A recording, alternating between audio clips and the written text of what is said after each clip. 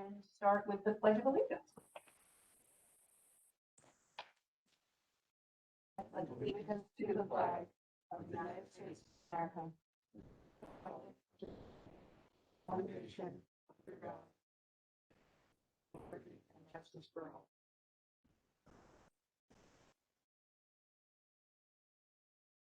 Okay, I see we have a couple of people listening in virtually. We have to do roll call. Oh, roll call. Okay, thank you, Jen. Yep. Tina Sokolowski, Here. Felix Raimondo, Here. Carol Smith, Here. Janine Riley. Here.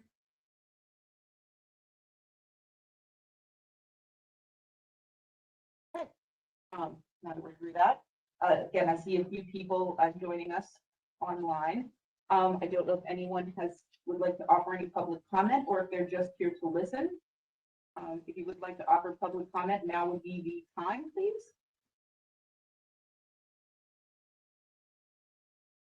Hi, Janine. This is Scott Langstein. Hi, Scott. How you doing? Good. How are you? Good, thanks.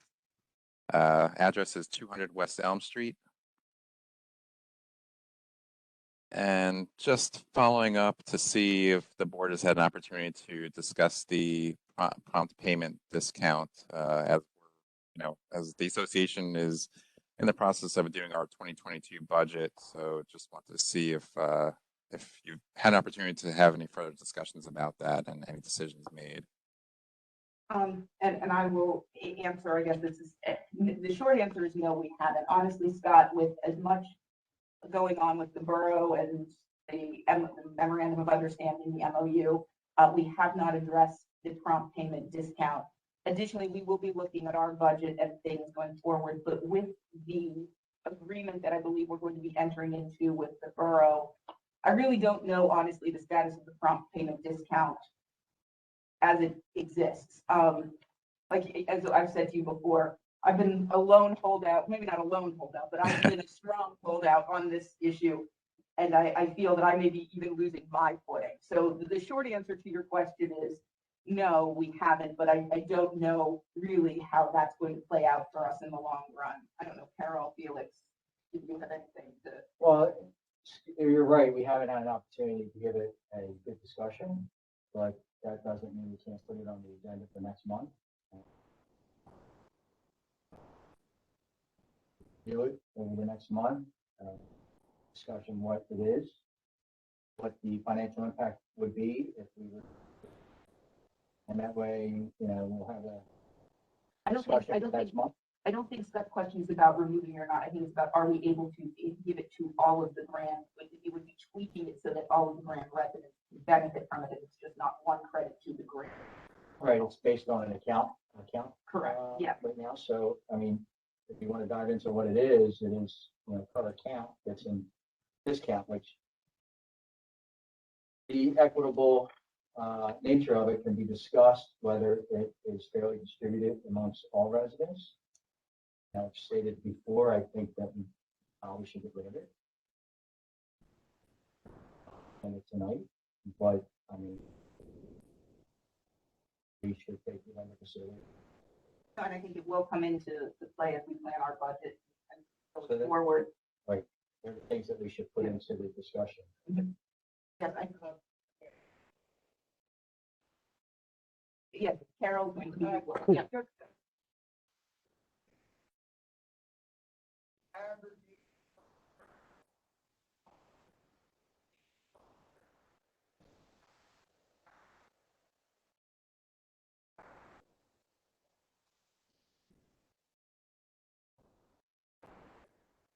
Is anyone speaking? Oh, Carol's speaking. I'm sorry. Can you not hear her, Tina? No. Maybe get better. If she comes Yeah, in that's with- better. Sorry, Carol. Just wanted to say we did this analysis previously, and again with COVID brain, it's hard to remember the exact results of that, but it was pre-2020, maybe somewhere earlier 2019. I don't remember the results. It was some positive impact in the removal, but I think we should discuss it. If we can bring up that data for next meeting, put it on the agenda and discuss it. Frankly, from my perspective, with the new apartment complexes coming on board, I'm more aligned to doing it because of this issue. Yeah, like I said, I held out and I think I may be even, tweaking my opinion. Terry, can I give you direction, There you go. Thank you. to please pull what, and I guess Ed, maybe you may have to assist, or Shannon, you too. Because Terry may not know where all of our data is on this. Yeah. So, if the three of you wouldn't mind working as a team and pulling whatever data we have on this prompt payment discount and the analysis thereof, circulating it to us prior to the meeting so that we can discuss it at the next board meeting. Yes, Is that you got it. clear? Very clear. All right. I'd like to just say thanks to Scott for being persistent about this. And, it's got to do better. That's what we do. So, evolution on our weight system for the past couple of years. This might be evolution. Oh, I appreciate it. I mean, I totally understand, the challenges that you've had and all the work. So it's I fully understand why you've not had the opportunity to discuss it. Well, thank you. We appreciate your patience. Thank you. Yes. Okay, so Scott, do you have any other public comment?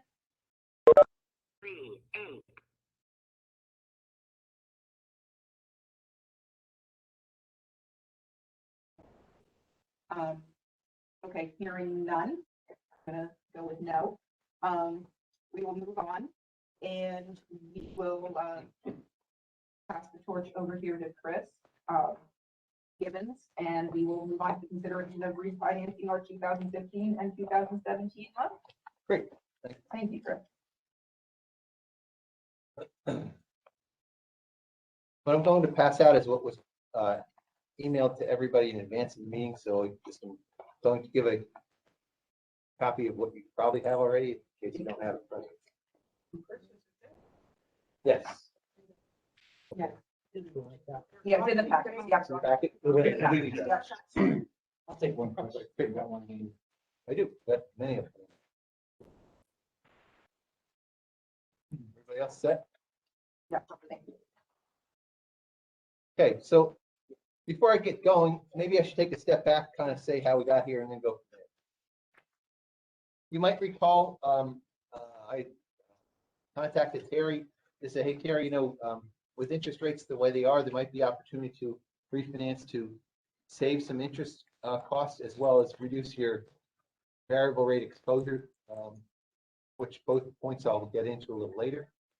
I also said that we need to kind of get a clarification before you go out with an RFP to banks for financing to refinance 2015, 2017 notes to make sure that there's clarification between the borough and the authority. And at that same time, it was discussed about bond counsel with Mike Clark and ultimately now Lauren. So the result of all that is that we've got clear sailing from Terry about the resolution between the ownership between the borough and the authority. Bucky Clauser from Curtin and Beekner was retained to act as your bond counsel. And from that point, we went out with a term sheet to 43 different banks. I'm really happy about the number of proposals that we received. And rather than everybody going through the minutia of this handout, because it's very detailed, probably a little too much detail to it. Let's take a 30,000 foot and then go down below that if we need to. So the idea was that you have two loans outstanding. And the first loan, 2015, is outstanding at a fixed rate of 2.65 through beginning of 2023. Then it's variable thereafter, but has an interest rate cap of 5%, which means that interest rates will never go, your payments will never go higher than if you had a debt service payment of 5%. I think it's very important to note that the assumed debt service payments, the budgeted debt service payments for the 2015 loan assumed the 5% interest rate cap. So if interest rates did go to 5% and stay there, from a budgetary standpoint, you wouldn't have paid any more than what you already have upfront payment. That's very important because what I tried to do was, if interest rates were lower, then actually you would have some budgetary savings. That's the big difference. I think it's important. And the 2017 loan is structured in a very similar fashion. So my idea also was because the 15 and 17 loans actually have a separate term. That's to say that the 15 has 14 years to go, and the 17 has 18 and a half years to go, that there might actually be a different interest rate that banks provide us. So I had a Series A, which would refinance the Series 2015. I had a Series AA, which recently 2017. So as I mentioned, we went out to 42 banks and 8 banks responded. Of those 8 banks, we got 32 proposals from the various banks in various forms. Some were fixed for the entire term. Some were fixed for a period of time and then variable thereafter with an interest rate cap again. So what was done with the proposals that we actually ranked them, first of all, to high to low on if they had a fixed rate.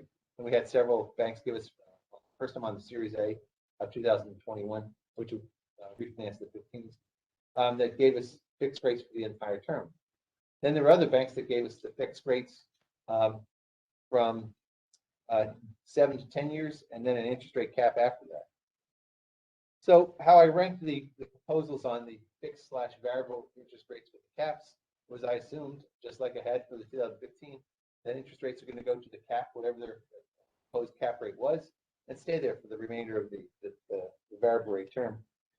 And so what happened was essentially, as you can see, People's Security Bank proposal was fixed rate at 1.79%. It says 1.8 because it's like an annual percentage rate calculation. There's also fees involved that brought up 1 basis point to 1.8%. And even the People's Security Bank and Trust proposal, row 10, was the best proposal we have of combined fixed and variable rate. But that wasn't as good as the fixed throughout the term. So the People's Security Bank and Trust became the best proposal. In the green, so we had the same analysis for the series of 2017. People's Security Bank and Trust, in this case, actually their fixed / variable proposal was better than their overall fixed proposal. They gave us an interest rate cap during the variable rate period of 2.25%. Never had a proposal. So it does lead to Kathy's question, Kathy Silas' question to me earlier tonight. Well, why would banks do this? Well, they need to make loans at this point. And I've heard that from many different banks. So I think that's why we're seeing such aggressive proposals from them. So really, I think the first answer is how do we do it? Great, because the fixed rate on both proposals for the whatever it's the higher term or the fixed rate term of that are both lower than what we're actually paying on both loans right now. So there is interest rate savings right off the bat. So then the question is, okay, is there enough interest rate savings and this reduction in variable rate exposure that you could then create a budget that is actually showing maximum payments at a lower payment than we currently paying? The answer is yes, by a long shot. By approximately $130,000 is what my numbers are showing. Gary brought up an interesting point. He said, well, that's great, Chris, but could we do better? Well, yes, you could. If, and that's the big if, and that's the question for you this evening. First National Bank and Trust Company of Newtown gave us a fixed proposal and a variable rate proposal with an interest rate cap. Their interest rates weren't as good if you look at the assumption of being a worst case scenario, since they had an interest rate cap of 3.5% on both proposals. However, the reason for the board is because there is a circumstance where actually, if interest rates don't go to the interest rate cap, you actually might save more money. Or I should say, not save more money, but you will reduce your interest rate exposure. Not necessarily savings, but a reduction in interest rate exposure. And again, can help you with your budget. So if I can kind of boil it down to the last point here is page 2. Page 2, we have 3 options on the page for your consideration. Option 1 is the People's Security proposal that if you look at column 6, That's the difference in the budget amount that you paid, or that you budget right now for the 17 and 15 loans. What you would pay at the maximum rates and the fixed rate for both the 15 and 17 refinances. So 6 shows you'd save approximately $133,000 in budgetary costs every year, about $2.272 million over the term of both of those loans. So then option 2 in the middle of the page, same column I direct your attention to, column 10. In that case, the total payment reduction is approximately $125,000. Carrie's question to me was oh, Chris, now wait a minute. If the First National Bank and Trust proposal goes, it starts off at 1.3%, isn't that lower than the People's proposal of 1.79 or the 1.75%? Of course, yes, the answer is yes, it is. But what I did is I put together a repayment schedule that assumed a worst case scenario. So it really doesn't show in these numbers that the interest rates are actually lower.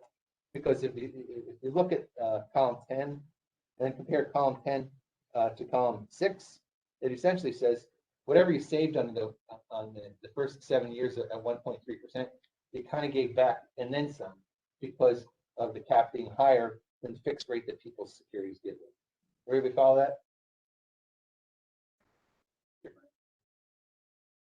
So Chris, it's Tina.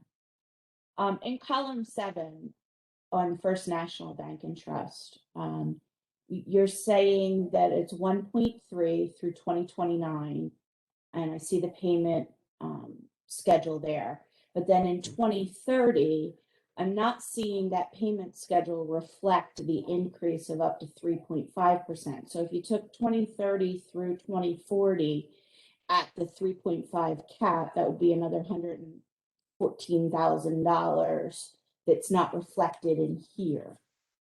Exactly, because what I did was I assumed the worst case interest rate to get a payment that's level. So you have to assume some kind of payment. So if you then convert column 7 to column 11, honestly, that's where you start seeing the difference.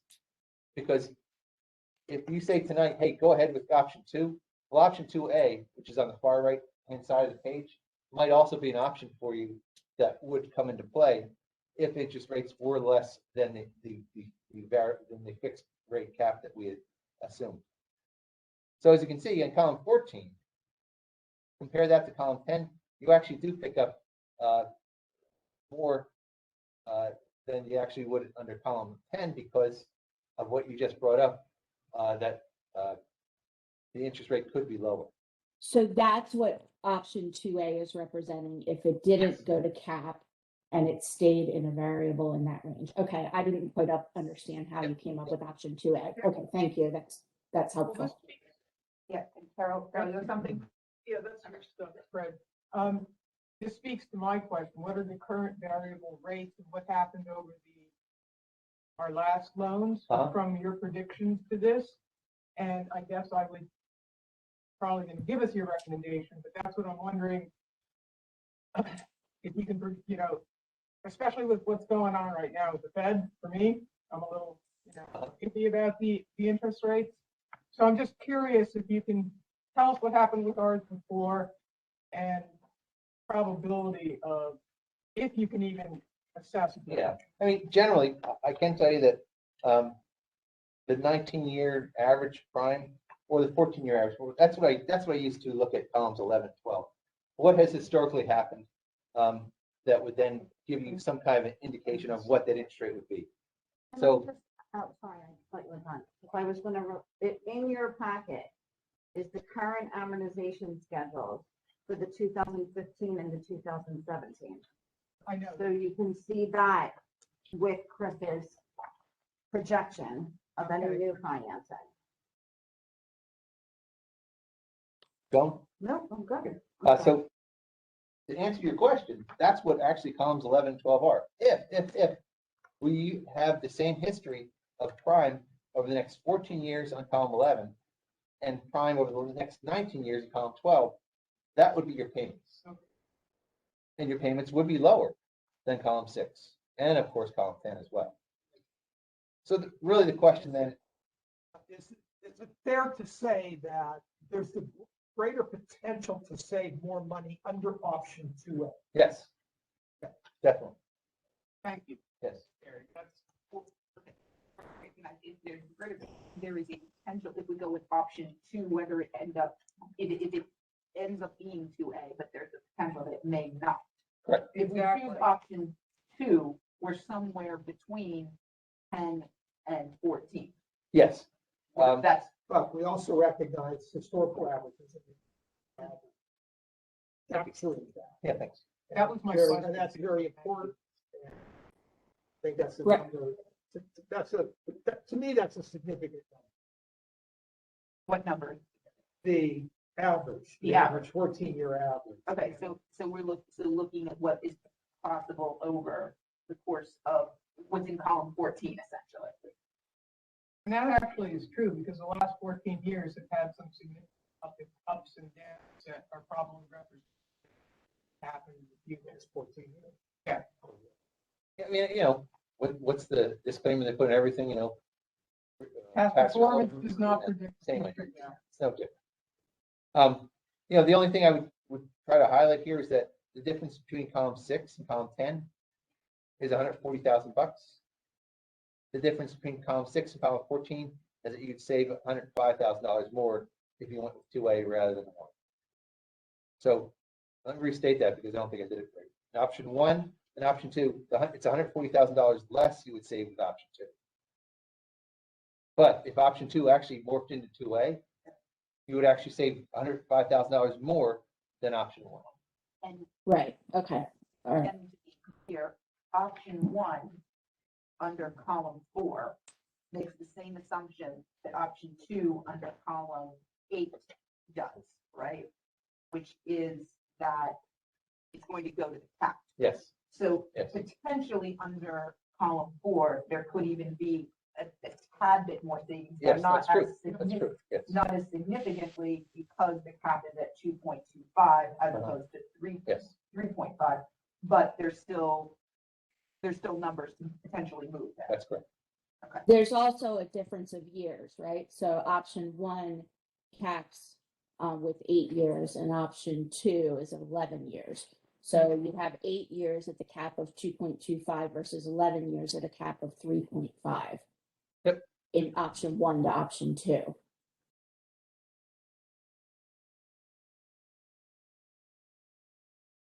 I know I threw a lot of information at you, but I think actually, honestly, you're all grasping it pretty well.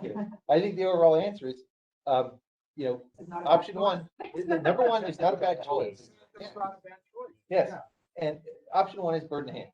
Mhm. Option 2, which could morph into 2A, depending on what interest rates do, is whether or not you want to, Roll the dice. that's the word, Right? that's the one I wasn't going to say. If you Yes, want to roll the dice. yes. And if you do nothing in 2028, your 2017 has a cap of 5%. Right. And We're not gonna do that. And in 2024, your 2015 has a cap of 5% Yeah. as well. Yeah, so that one we know we're not doing. You brought that up, Kathy. Well, that's why it's time. for Yeah. us. No, I mean, honestly, the timing couldn't be more opportune. for It really us. could not be. I mean, Terry, I'm sorry, Chris, are any of these options callable? all of them are, yeah, Okay. at any time. At any time. I'm sorry, should have said minimum amount of time. Call them in Tomorrow. 2 years, 3 years, that was my question. I didn't state it correctly. Okay, so that's. The revenue. That's nice on They're that. not bonds. No, But there, I think I saw 1 or 2 that did have a minimum time, yes, there are. like a 5-year or 7-year before you can call Yes. it. There were proposals like that. But these 3 are open-ended and the board can buy it Yes. again. Or, No. or say it if you had to, what, restructure, pay off, whatever, there's various options, yes. Chris, I do have a question. So First National Bank and Trust just signed a definitive agreement with Arbor something or other. Would that play into any of this if we decided, or would that definitive agreement basically accept what was negotiated with First National Bank and Trust versus Bank of Ann Arbor? I didn't ask that question. I don't have an answer for you. I can just use history as an indication that a commitment that's made, it has to be honored by the surviving bank. That's a Can good we question. take that question? What was Uh, the yeah, question? Me? Well, Yeah, here- here, well, I think may I try Please. just to make sure I understand it? Right. If I'm understanding it correctly, I think what Tina's asking is first. First National Bank and Trust. National Bank and Trust is essentially going to be eaten up by somebody else. And so the question is, will the successor institution honor the agreement that and if we sign today, Right. will that successor institution honor our agreement? And I would, is that the correct? Yeah. thing? Well, it's Tina's question, but I That's think your that's. question, and my understanding is the same as yours, Chris, which is if we sign and we commit to this, that successor institution inherits whatever, and is bound by what. Yeah. And With. kind of ties into another question I had about people's security bank and trust. People's Security Bank and Trust is located in the Scranton area. Yeah, I did see However- They're it. moving this way. It was right down the street from where I went to school. Yeah. They're Oh, moving, Yes. for the last number of years. Pardon? Yeah, Down this way, so I think they moved to Reading. and they're in Candy Crush, actually. Yeah, there's All one, right, there's so they one. have, I they think have local roots, Yeah. all right, which Yeah. is important in my column. But you don't have to change, Felix, because this, I think what Chris, my first question to Chris was, you can still maintain your banking at this. Yeah. They're not requiring you to move all your We'll accounts. spread that through the notes. Yeah. That, I know that some put in there that, Yeah, a relationship, Yeah. would be requested. Yes. And this bank is financially solid? Yeah, we've done, boy, in the last year, we've done one with Williamsport Sanitary Authority, Ormondson Township Municipal Authority. That one was a little longer, maybe a year and a half ago. A township in York County, excuse me, a township in Schuylkill County, and a township in Berks County. That's all within the last year, except for With which bank, Chris? People's Security Bank and Trust. People's, okay. Yeah, I mean, it looks like they've been in business since 1905, so, and they just had one merger in the 70s or something with another local. So they look solid.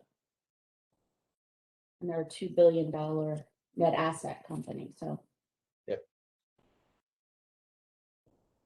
I guess I always, aside from Felix's question, I want to stay local.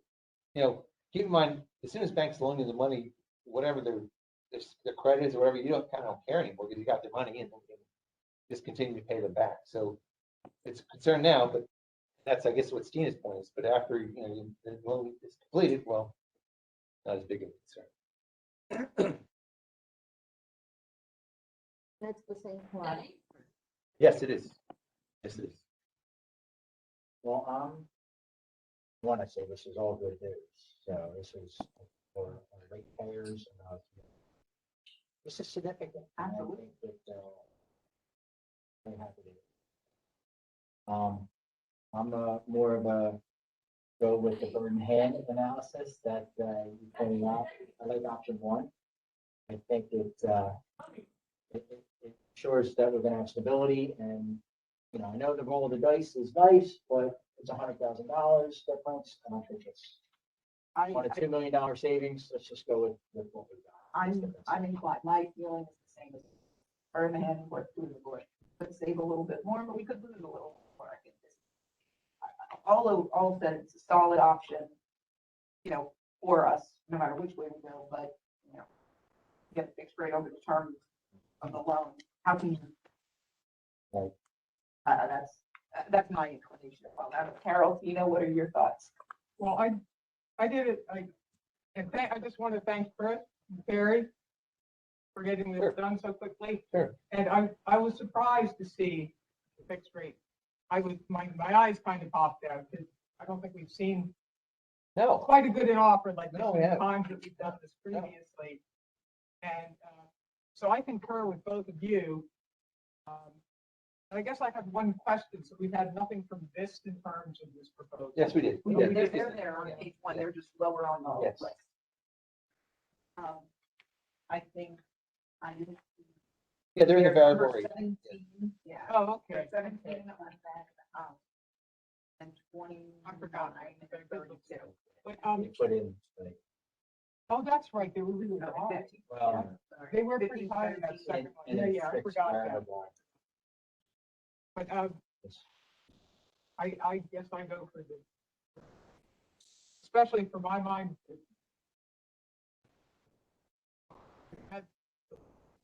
Yeah. Tina, do you have any thoughts? You know, I was going for option one after I did my own analysis because I didn't quite understand option 2A. And now that I understand 2A, I mean, it's a difference of $100,000 really. So we can be conservative. I could go for either one. And I just don't know what the board normally does if you're conservative or if you kind of play the dice. So I can go either option one or 2A. Yeah, I mean, my thought personally is $100,000 over the term of 18 years is not really that significant. So I'm, like I said, I'm still inclined to go with one. That would, the potential saving, the time value of money. I don't know. I'm still okay with one. No, that's a good point. I didn't think of that, $100,000 over 18 years for the term of security that we have with the fixed rate over the same period of time.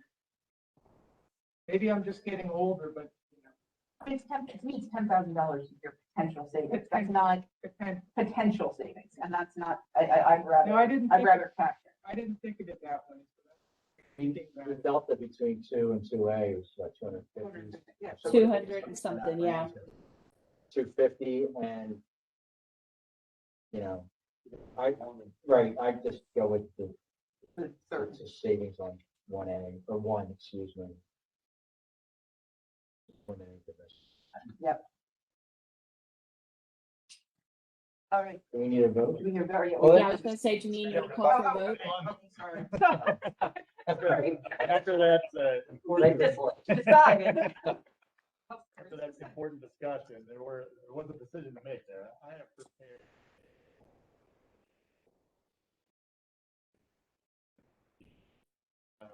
Right now it has a blank in it for which bank to select, so basically amend this percentage to back trust as the selected bank. Other than that, really the authorization, authorizes the refinancing program, authorizes financing PC with getting everything together for closing. We'll prepare all the loan documents, probably give and take with bank counsel on that, and then schedule a closing. Do all the necessary things we have to do to make sure we qualify. So How long generally take closing?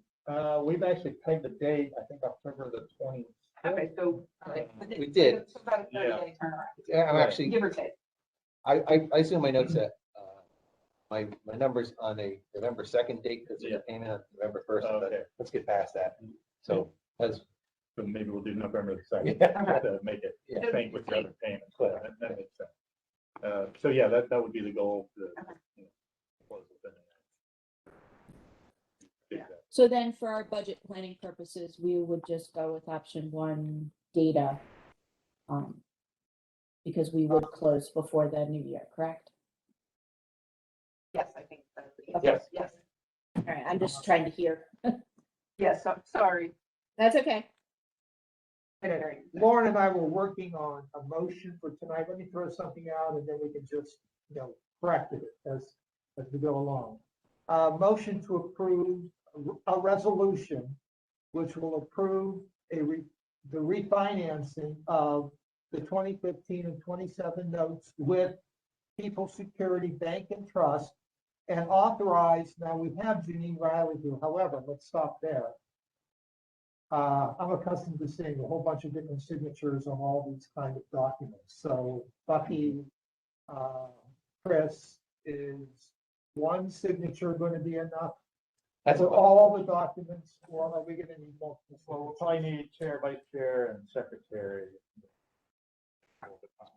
Okay, so let's, okay, great. So authorize the chair and the vice chair and the secretary to sign all appropriate documents related to the refinancing on behalf of the authority.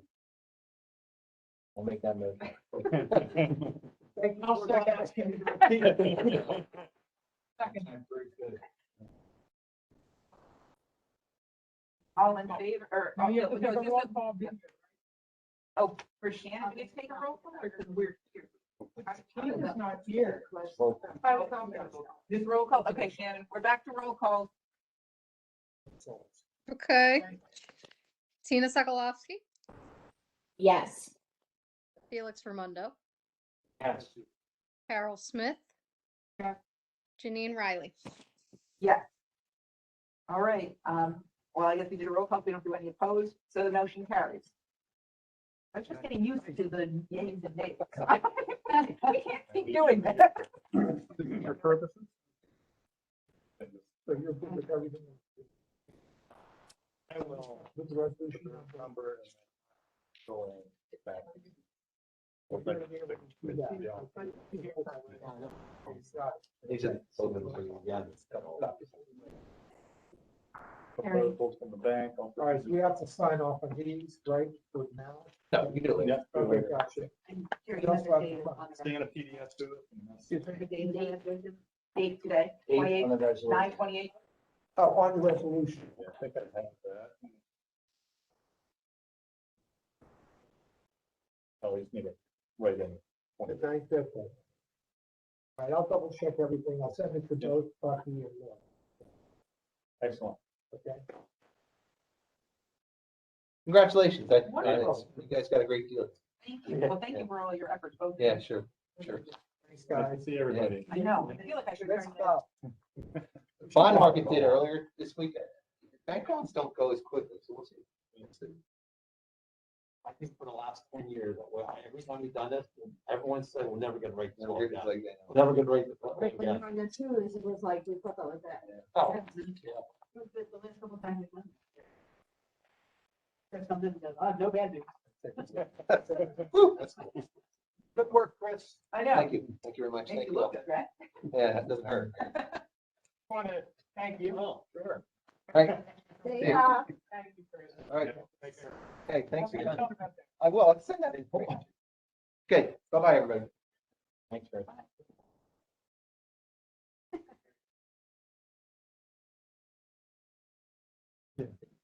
yeah, All good. yeah.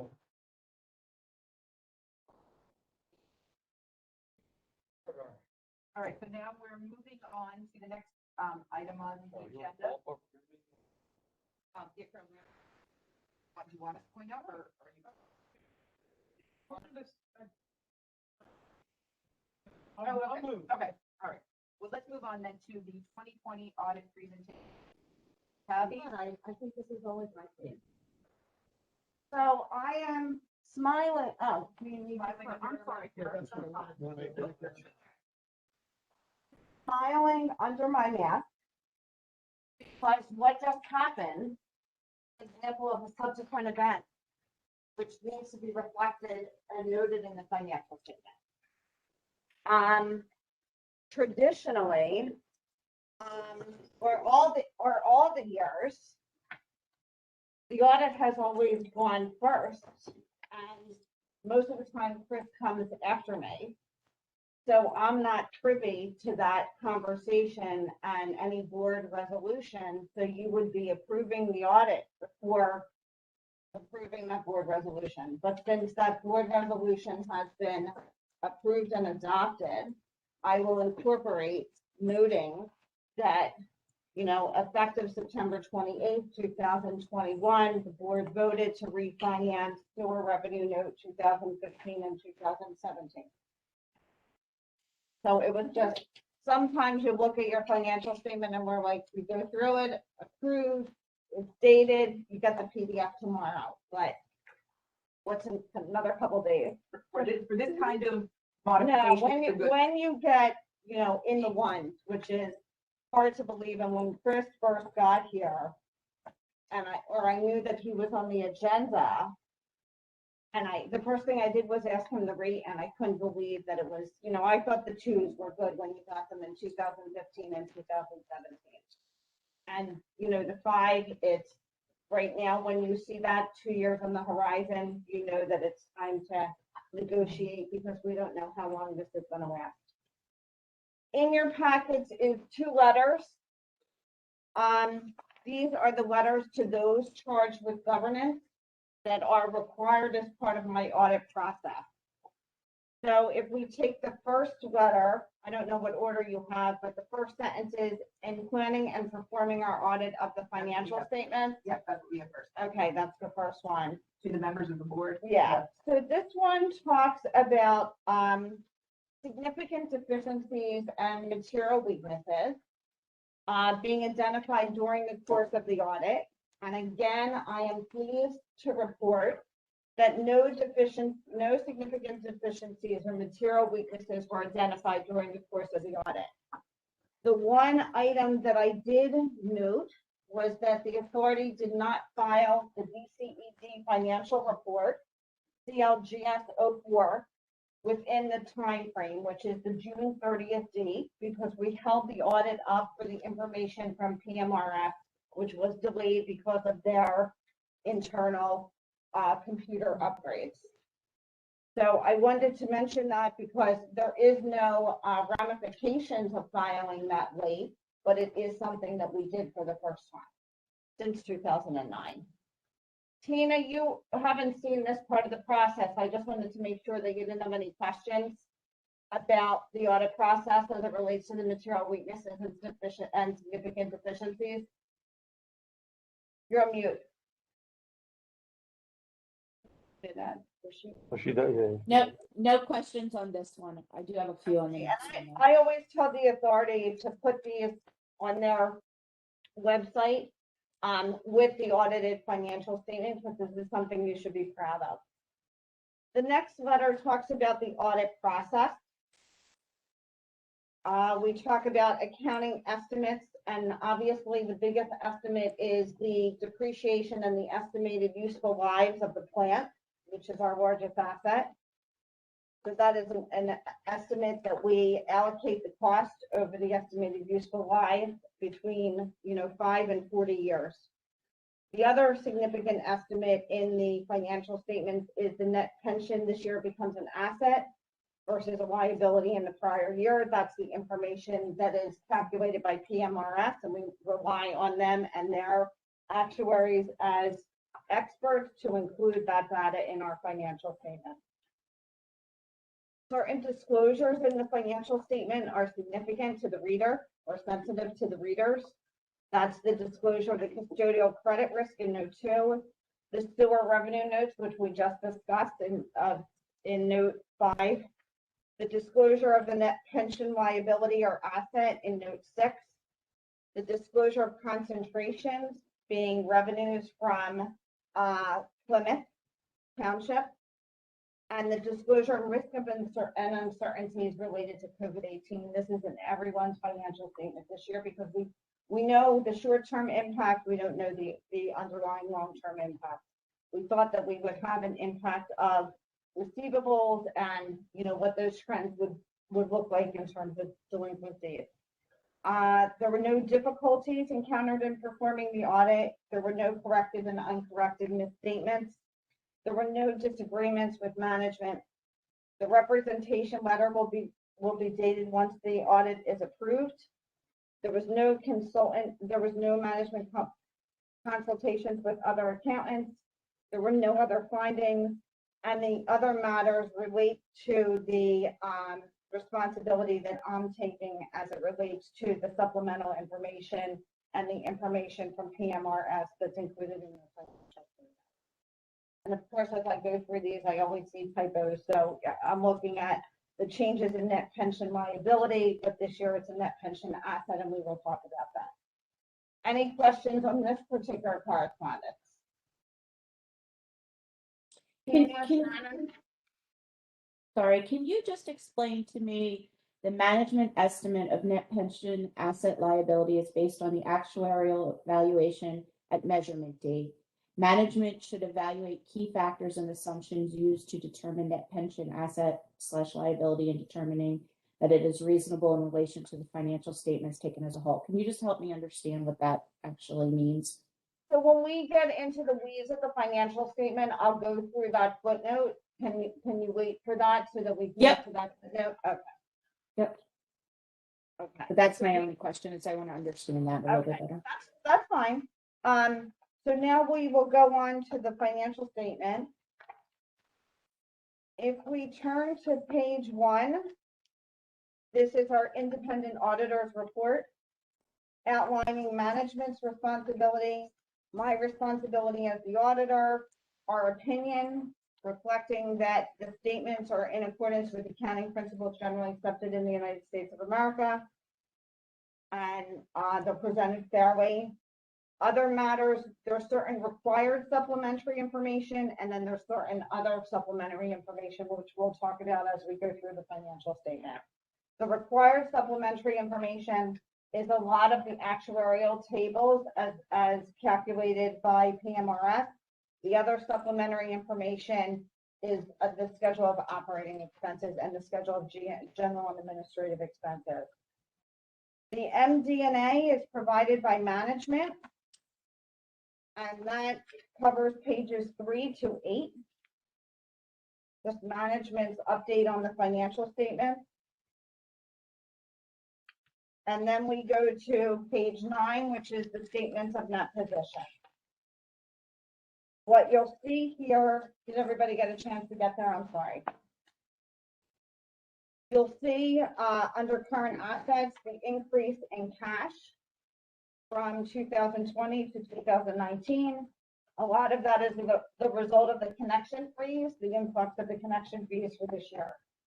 When you look at accounts receivable, I'm pleased to report that even in COVID, they did not deteriorate that much. We do not provide an allowance account for them. We had decided a couple years ago that due to the shutoffs, we were not going to have an allowance for doubtful accounts. I know you suspended the shutoffs, and we were trying to get a track record in terms of what that aging looks like, but it has not deteriorated substantially. However, lien fees and some late charges have not been accumulating since you put a moratorium on that. So that could be one of the bigger reasons why the AR didn't increase as much as it could have potentially. Cash escrow funds is the amount in the bank from developers pending their projects. The utility plan and equipment reflects your fixed assets. And the net pension asset, if you look at the money, you almost have a prepaid expense versus a liability in the prior year of $81,000. What I have recommended to most of my authorities and municipalities is to reach out to PMRS to get a full understanding of their accounting of your plan. The numbers are going all over the place. I've had many entities that one year had a $600,000 liability, and now they may have $1 million liability, and the workforce is not changing that much. I think we had somebody that retired, but they retired this year. Stephen Clark, sorry, Kyle. Well, I have a question. Yeah, that's I okay. mean, we discussed this during the finance. Yeah.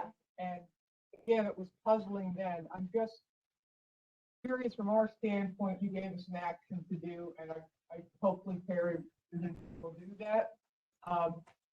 But I'm wondering, are authorities, we have PMAA, are they doing anything to address this as an organization? Because this sort of flip-flopping and not understanding of Well, it's part of the rates of return on the investments and on the portfolio that you have. but we were surprised to see this. Yeah. And that's, I guess, I mean, you gave us an action which we'll follow through, but I'm just wondering if it's a cause for alarm that this has come up, or like It's just keeping them honest and for you to understand the report. So they prepare a whole GASB 68, which is really an accounting of the plan's assets, because the authority's money is in a multi-employer plan, all covered under PMRF.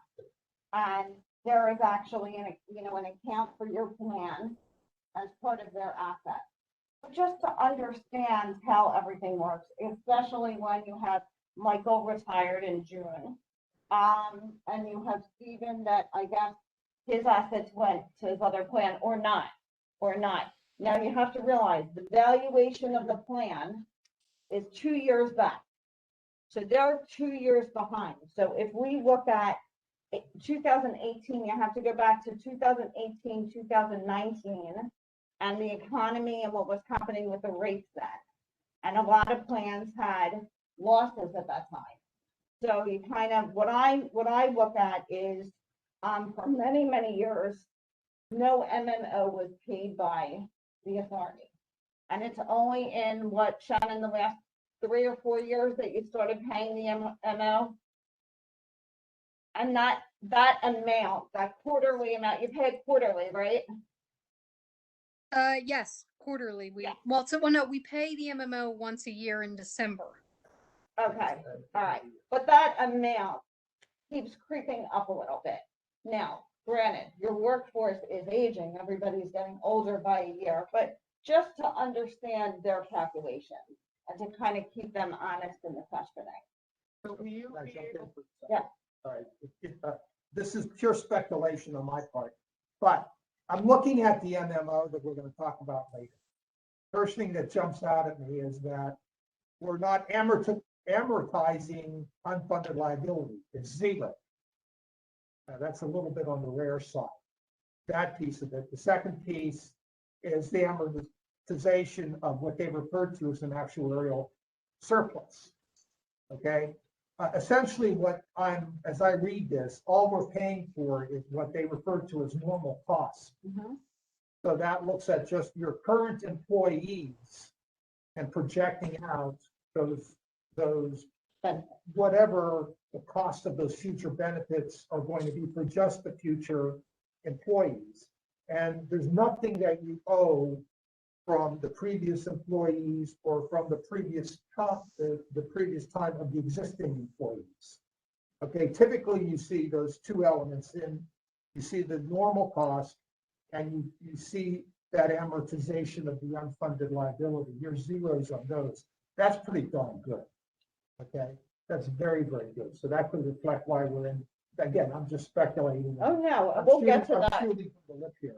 Nope. But that's what I'm thinking. I just wanted to be question. questioning Yeah. them as to your understanding. So you mentioned an action item that Terry was going to carry out of a finance committee meeting. no, more discussion. But what I'm right going now. Oh, okay, I got it. No, this is, if she brought this up and she suggested that we do that, and I had the question, why is this so different? Why is it us? And that then, Terry would take. and then I pointed to Janine, please have Terry take up what Kathy just said, because I have a question about it. And I guess I do have another question. You can direct Terry as to what to ask for, right? 'Cause- I actually want you to go in blind and I want them to Yeah. Oh, present to okay. you how the impact of the authority and the inconsistencies from. No, year I'm to just year. trying to understand this now. Okay, all right. But Felix, so what happens is the finance committee needs to review these letters plus the financial statement. And as part of that meeting, I suggested, because PMRS had a lot of delays this year, and then all of a sudden, the number where they didn't think that the information was going to be available until September. It was really available at the end of July, and they did over 1,000 calculations statewide for all these entities. I just want to make sure the numbers are right. We were getting these and I'm like, geez, there were a lot of swings in a lot of my clients.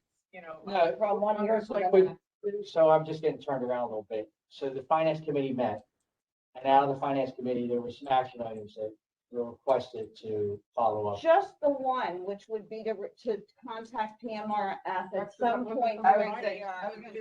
Yeah, It was from sitting right Yeah. here, right now. Right here, right now. yes, The finance committee, we reviewed we it. discussed this Obviously, I didn't- item and how it's been Inconsistent. inconsistent among all of, or not, shouldn't say all, many municipalities, authorities, et cetera. And that it was something that, again, we have to discuss and look into. Like Kathy said, she's going, that we ask Terry, and that's where we are. But this topic was discussed at finance committee. All the numbers, questions, make sure everything is copacetic before it's presented toward the entire board. But what she said tonight, if that's what.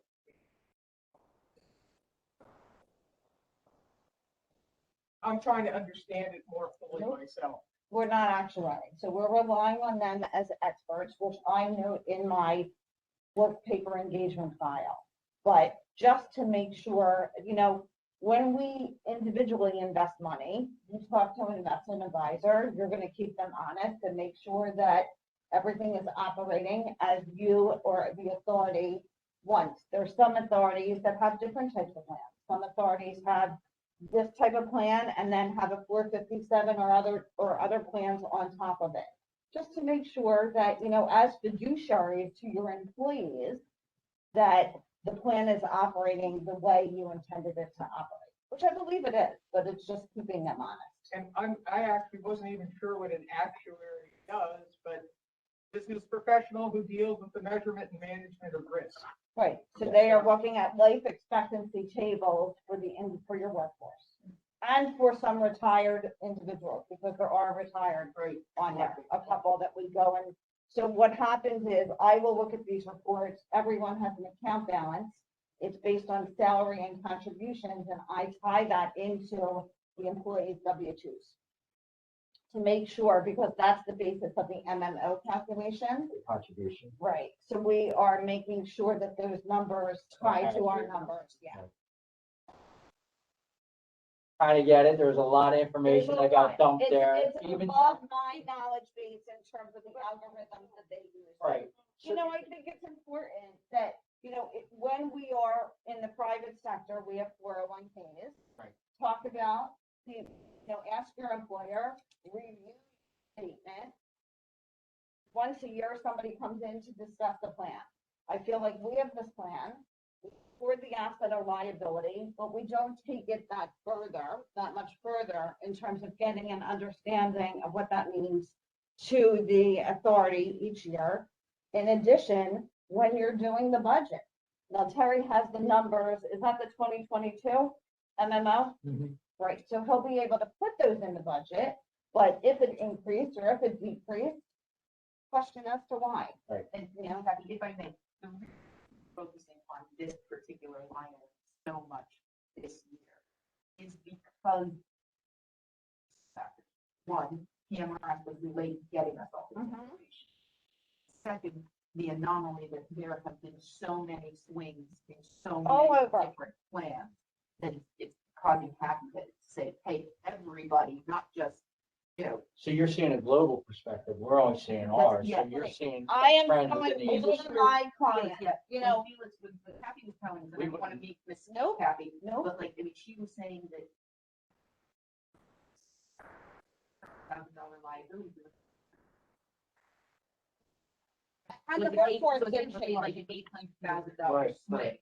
So I mean, ours going from a, you know, $82,000 liability to wherever we are, $130,000 asset is, I mean, significant. It's for us. significant, it's just But- proportionally not as significant as some It's other some ones, other but ones, it's, for but- our plan, it's still a swing. Exactly, but the issue is that she's seeing this on a global. When she said she saw it globally, that's why I asked if somebody. So let me use this as an example. Right, and so just to follow up real quick, I know that you had your finance committee meeting, and I was just gonna say, it sounds like you did a little in-depth discussion. And then an action item just, you know, popped out. I guess, just to keep the board informed that if there's an agenda on the finance committee, it can be shared with the board. And then if there was an action item that came out of that, you know. You know, there was no action item at the time. No. Right, so it sounds like this came up right now. I was saying that if the committee meets, it should be documented what they met about, the agenda, and if anything came out of that, then it should be shared with the board. But I knew. It sounds like not in this situation it was. I'm just Well, saying. but I would say the same thing. We're kind of looking to vet the financial statement and vet these documents. Same conversation. It's fine. Agreed. But it's So happened what- at a Agreed. committee level, and it brings to the board level, we should have a report Agreed. documenting what was discussed and if there was an action on it. Came out. One of the examples that I'm gonna give you, every year when health insurance is renewed, how much time do you spend on looking at a new plan? A lot, right? You look at the savings, you look at whether the employees are gonna get the same apples and apples in both plans. You get the MMO, you put it in the budget. Do we look, do we question, and that's where I'm coming from. It's just one of those numbers that we accept. I just want everyone to get an understanding of it. Right? Especially in light of this change. Right. So, when we go down to current liabilities, you're looking at your numbers are almost the same. You're gonna see your current maturities of debt for 2015 and 2017. If you pay by November 2nd, if you don't refinance, those amounts were paid this year. So they were paid in 2021 because that represents your payment. The escrow deposits is the same amount that's in the cash account. Then you look at your long-term liabilities of the remaining long-term debt. Net position. This is the amount that you have in capital assets in your plant, in all your fixed assets, net of those sewer revenue notes. And then you have your unrestricted net assets. So does anyone have any questions? Tina, Shannon? You're good. Okay.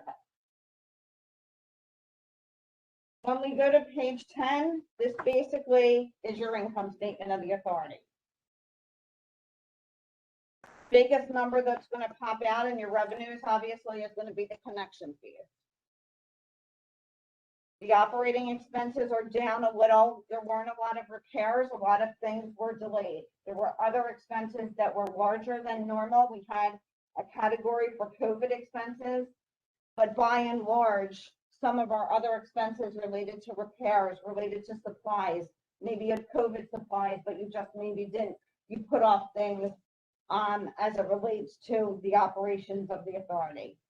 And the same with general and administrative expenses, and we'll see that in the details in the back pages. Depreciation is your non-cash item. That's your amortization or depreciation of the plant and all your fixed assets. Our interest income went down as a result of paying off the $4.6 million in 2018 or 19, 18. Yeah, and then we have the interest expense, which has gone down as a result of paying that. Capital contributions by developers. I thank Fred. I think I chased him around the state to find that out, to see that's what the developers had dedicated to the authority. And then we have our ending net position. So we had an increase in net position of $1.6 million. Any questions here? All right, now we're going to go to my favorite statement.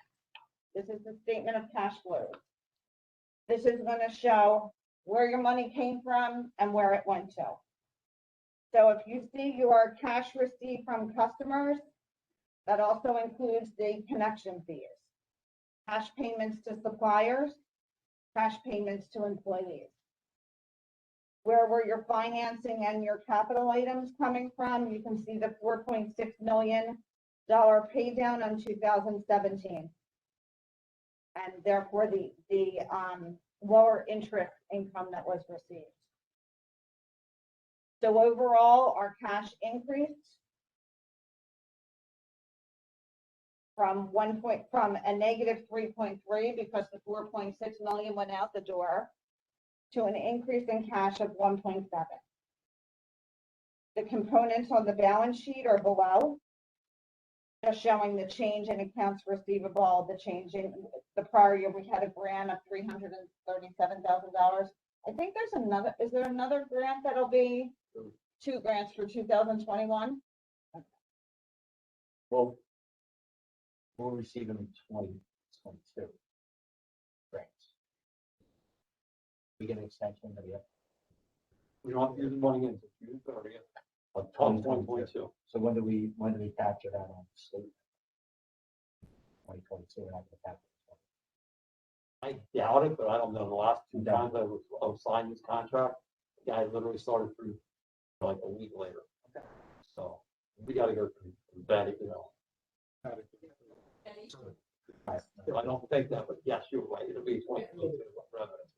But Any questions on the statement of cash flows? I promise, Tina, I'll get to the pension. When we go, then we see our notes to the financial statement and the summary of significant accounting principles. Look at nature of operations, the basis of accounting, how we're recording everything. One of the big items on the horizon on page 13 is the lease accounting that's coming down the pipe from the accounting gods. I think we bought the copier. I think Shannon ended up saving a tremendous amount of money than leasing the copier, right? I think we determined that we saved about $26,000. It was an incredible number.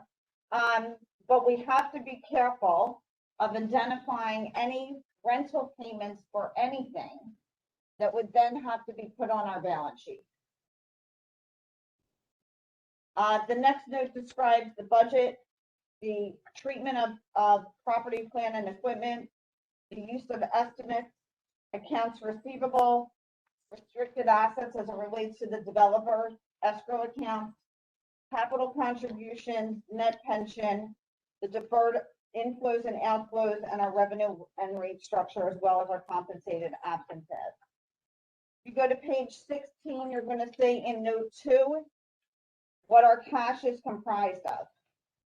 So we have operating accounts, unrestricted, and then we have our developer accounts, and the top schedule reflects the money in the bank, less the outstanding checks. Our escrow accounts have remained pretty consistent, 136,000 one year and 130 the prior year. Page 17 shows our change in fixed asset or capital assets. So we didn't do a lot in terms of construction this year, very minimal. And other than buying the truck, which was I always get this confused, camera trailer or jet truck. That was the end of last year, was our subsequent event. It was the jet truck. Okay, it was the jet truck.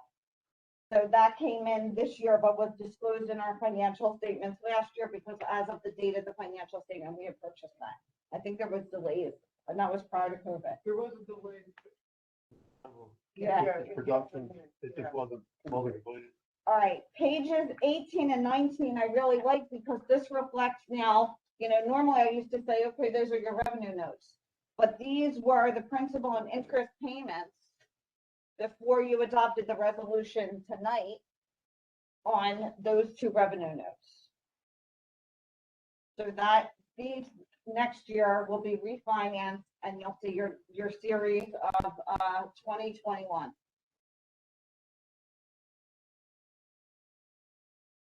All right. Note 6, Tina. We start with the pension plan. So we talk about what are the requirements of the pension plan and how does it work? It covers all full-time employees. The total payroll of those employees that are covered is $730,000. The valuation and that net pension asset in your financial statements is based on the January 1, 2019 valuation date, which means that asset was really calculated as of December 31st, 2018, which was a bad year for the market, which could transcend or translate into our MNO was sufficient to cover the estimated liability that we would have for the men currently, so that we would have an asset or so-called a prepayment instead of a liability. I just want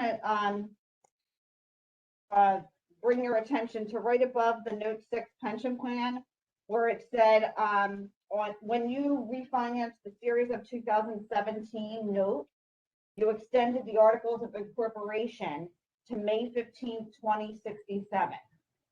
When Chris was talking tonight, I was flipping through the financial statement because if any of this debt went past 2067, you would have to extend that again. And I think the last, payment is due to, 2040, which is what it was. All right. The, average, this talks about the normal retirement age, the annual retirement benefit according to the plan, the final salary, and the required employee contributions. So this is really the summary of, the summary plan description. When you are enrolling in your 401k in the private sector or your 403b, this is kind of your eligibility to participate in the plan. Currently, the plan has 4 inactive employees receiving benefits, 1 inactive employee entitled to benefits but not yet receiving them, and 10 active employees. Now, this is prior to Stephen and Michael leaving. So this is December 31st, 2018. I think you had a relatively stable staff. All right, Tina. Justin came on. Oh, no. So that's one. Yeah, so he's not even considered in that. Okay, all right, thank you. All right, this is sort of what Terry was talking about when we see the change in net pension liability. So where it starts at December 31st, 2018, and these are the components. You can see the biggest change in the middle of the page is the market value investment income of $223,000.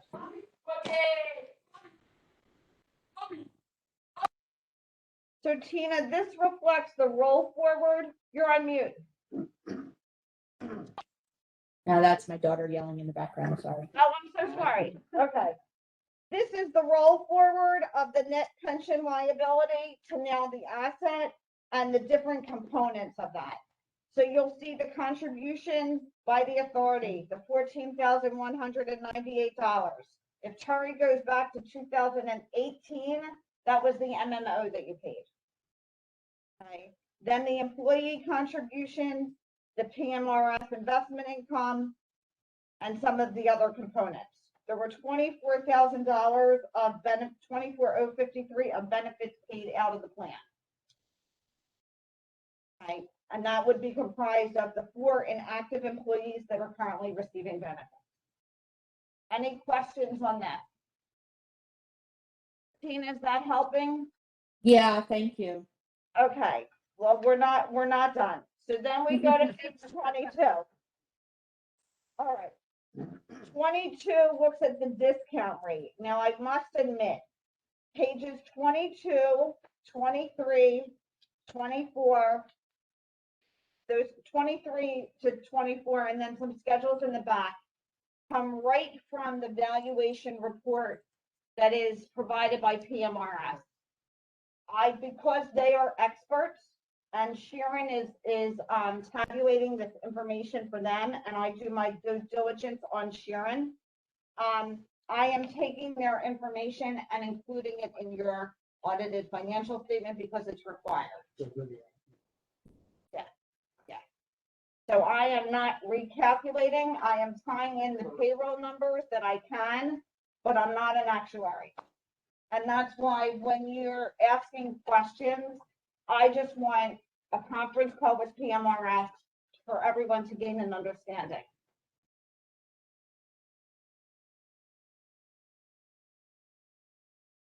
Fully understand. That's probably where my questions need to go, is Okay. more PRMS questions. Okay, thanks.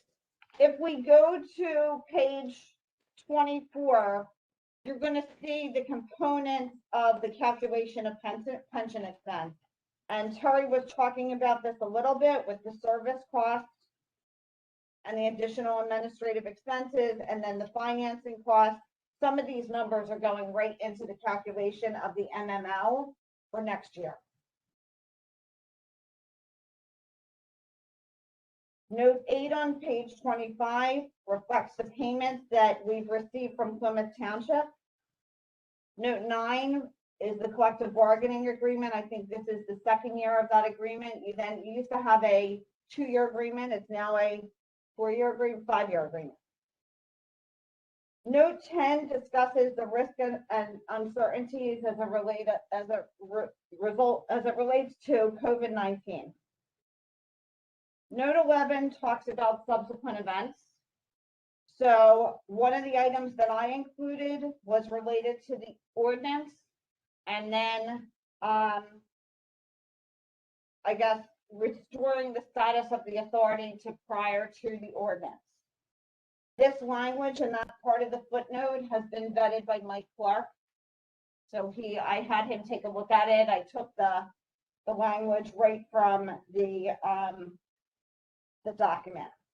Now, I am going to add tonight one more sentence, and that would be on September 28th, 2021, the board passed a resolution to refinance its sewer revenue note series of 2015 and 2017. That will be the end of it. I don't have to put the details because you're not settling yet, but I think it's important for a reader to know that you expect to refinance that debt because those numbers then change. And they're changing so significantly that I think it's material to the reader or to the user.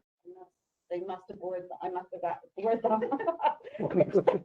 So material to the financial statement that, and it's, I'm not going to tell the interest rate or anything because you're not settled. That would be, if you settled prior to that. But that will be updated for that. Page 26 looks at the components of your plan expenses and your collection expenses. And you can see how, some of the numbers really went down.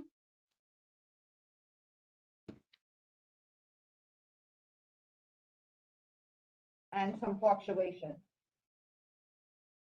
I was looking at engineering fees on collection. Collection. It must have been inspection and all the lining projects. Okay. A lot of stuff was even delayed as well. Yeah, that surprised me. I wonder if that was. Well, but then, Control and RBC. yeah, but look at the plan expenses. Perhaps some of those costs are up in engineering fees for plan expenses. And then there is the G&A. I don't know if some of them are in professional fees as well. No. That would definitely be a lot. I know I always look at sludge because I thought that had gone down significantly. There's always a big, as sludge. Yeah, sludge line. Oh, As part of not with the volume. as part of the audit, I'm always supposed to look at something that may be unpredictable and ask the client, ask you about it. And I always ask about sludge. I remember when I first started with the authority, everything was the belt filter press. I would have these conversations because some years sludge would be 500,000. Some years it would be 200,000. And that's the reason that the board is replacing the belt Right. filter press with a new, more reliable.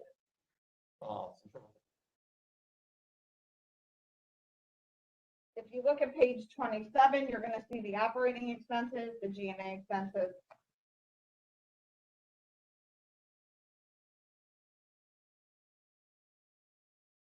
Professional fees went down, payroll went down a little. COVID expenses, you'll see that.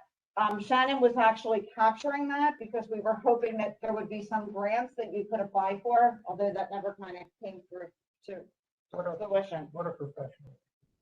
So there's engineering, there's legal, accounting, any other consulting fees are in there. We kind of lump them. All right. Page 28 takes your operating budget for 2020 and breaks it down and then compares it to the actual of 2020 results. You'll see we don't typically provide budget connection fees. We also don't typically budget depreciation expense.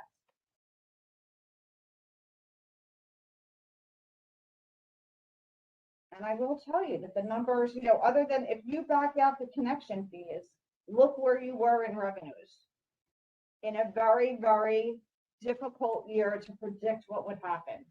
And I think this is a credit to you. I know everyone spent a lot of time on the budget last year, more than you've ever spent. And looking at the revenues and looking at the capital projects. And if you back out that connection fee, you're right there in revenues. You're within 100 grand. And the same thing, you're within 100 grand of plan expenses. Trying to think of which one really is sticking out. So repairs, obviously, we're down because you put off so much, right? So that's the 50,000 decrease. I think we also did something with the medical benefits. Didn't you change from the task card and the copay? You go to page 29. Again, you're going to see your budget versus actual.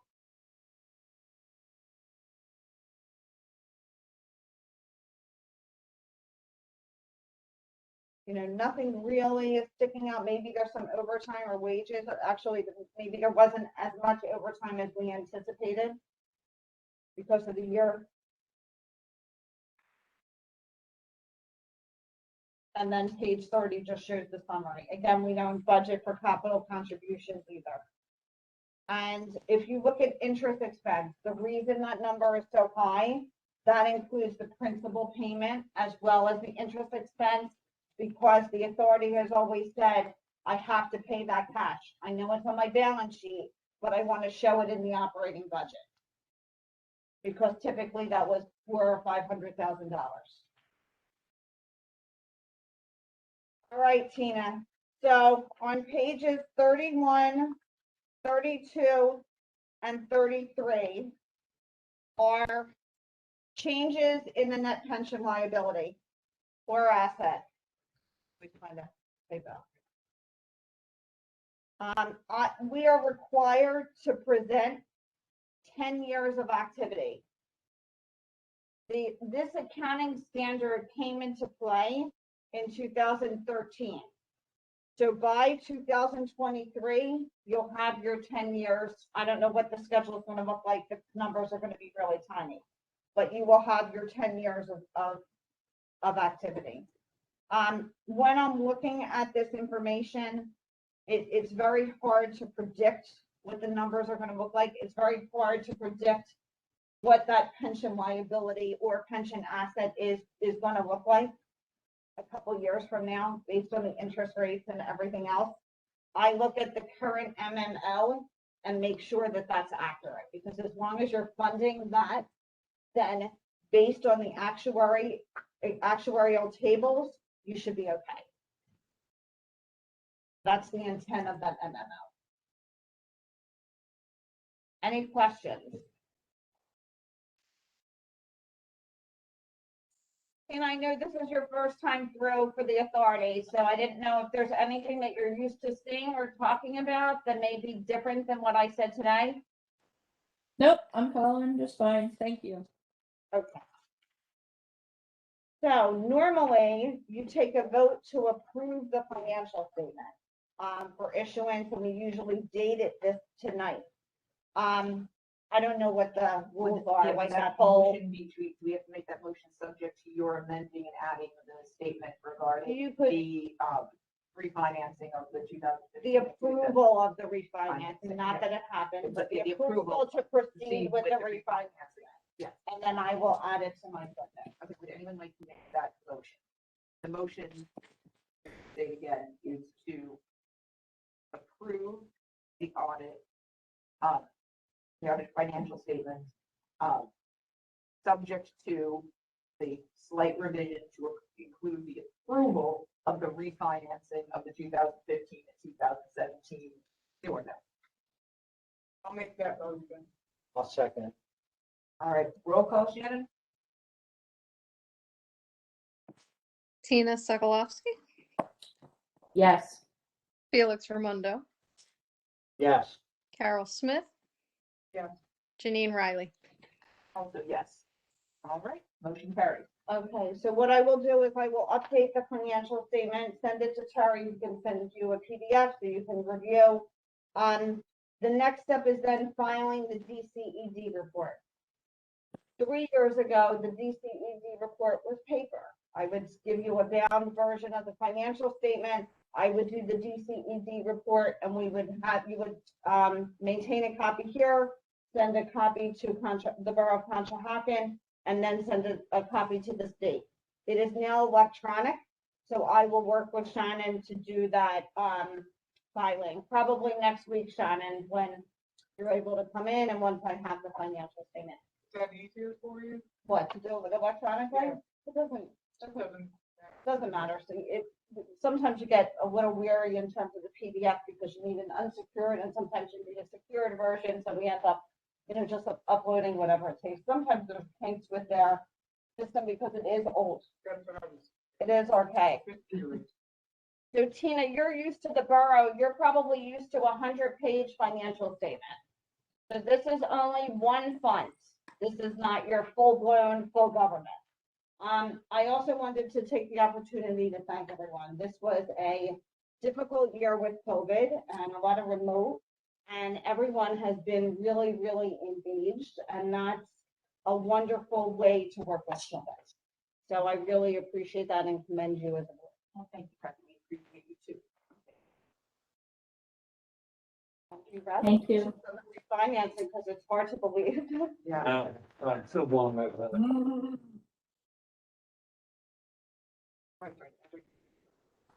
Yeah, I can never get that good again. Have to go under what, right? And I normally bring my pretzels, you guys know that, but in COVID world, I didn't want to. Thanks. All right. So, the next item that we have here on the packet, but it's not. Yeah, that was under, okay, so then would we like to move, what, don't we consider We it have that? to accept this, we have to make a motion to accept this or not. Thank God. We did, yeah. All right, why don't we consider this under your report? Let's try to move ahead. Okay. Moving on. What were you gonna? Okay. Oh, I said, I was going to vaccination and quarantine under her report. I said, okay, let's keep moving and we'll get to, yeah. Janine, I'm gonna ask you to speak just a little bit louder. Oh, sorry. Okay. That's okay. We are going to, Tina, in our packet, it said vaccination policy consideration, but that's going to be dealt with under Lauren's report, under the solicitor's report. So we're going to move on to the next agenda item, which is for approval of minutes from the last meeting of August We 24th. forgot that. You went forget that? Well, no, it's now. It's Oh, it's now. now, We're okay. only getting to our normal Oh, business okay. now. So everyone, let's keep that in mind, please. Gotcha. Please. Okay. Does anyone have any questions regarding the minutes from the August 24th, 2021 meeting? Motion for the minutes? I'll second that motion. All right, Shannon. Tina Sokolowski, Approved. Felix Raimondo, Yes. Carol Smith, Yes, Janine Riley. Yes. All right, the motion carries. And nice job on the minutes, Shan. Yes, very That comprehensive. was Thank you.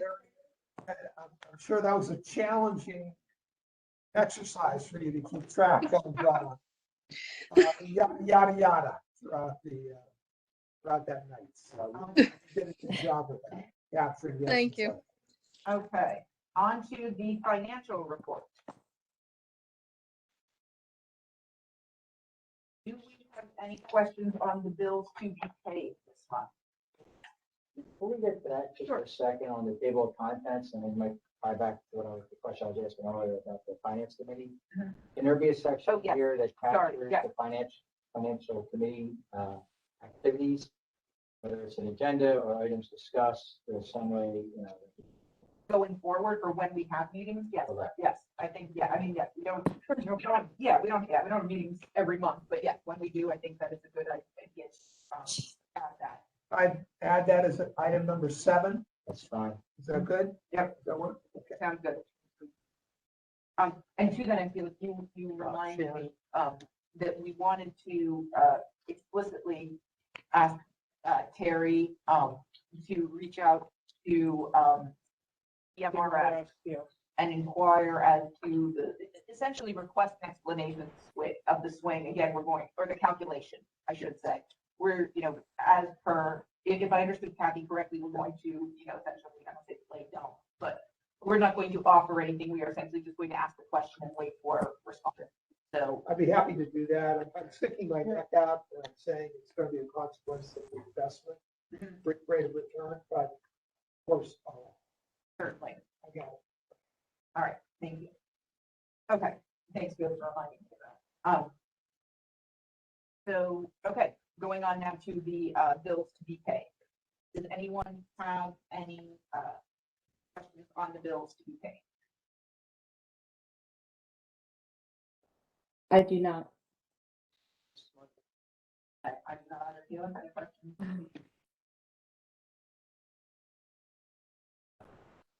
Okay, then do I hear a motion to pay bills in the amount of $122,895.22?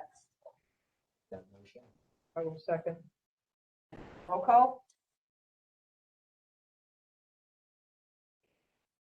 Tina Sokolowski, Yes. Felix Raimondo, Yes. Carol Smith, Yes, Janine Riley. Also, yes. All right, motion carries. Okay. Moving on So- to the, yes, Shannon, do we want to do the rest of it and then deal with the MMO resolution, or do you want to do the MMO resolution now and then move on? We can do the MMO now. I just wanted to let everybody know that we mailed the bills out on Friday, 24th. So you should be getting the sewer bills Oh, in the mail. lovely. Thank you. Yep. Okay, so we go to the MMO. Is that, Yep. Was the newsletter in with the bills? Yes, there should be a newsletter in there too. Was it circulated? I was gonna say, I didn't see it. In with the bills, did you get your bills? Did the board have an opportunity to review Oh. Newsletter. the newsletter prior to it being sent out? That Terry. Terry just Did- stepped out. I don't, Oh. yeah, I don't believe it. It's typically, So- we review it prior to being sent out.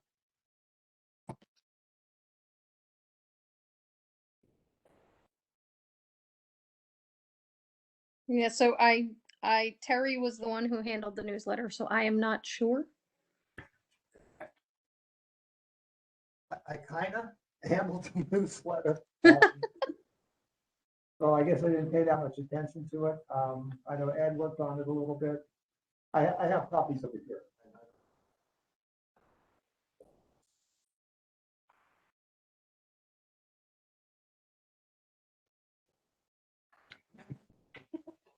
So do you want?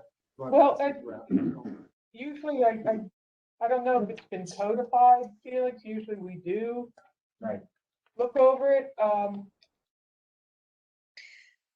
but I know that, that was definitely with Ed and I when we did that, Terry's been in place, that hasn't been as consistent. So we can highlight, note that and make sure that, Make sure going forward. moving forward. Right. No, let's make sure that happens next time. Yep.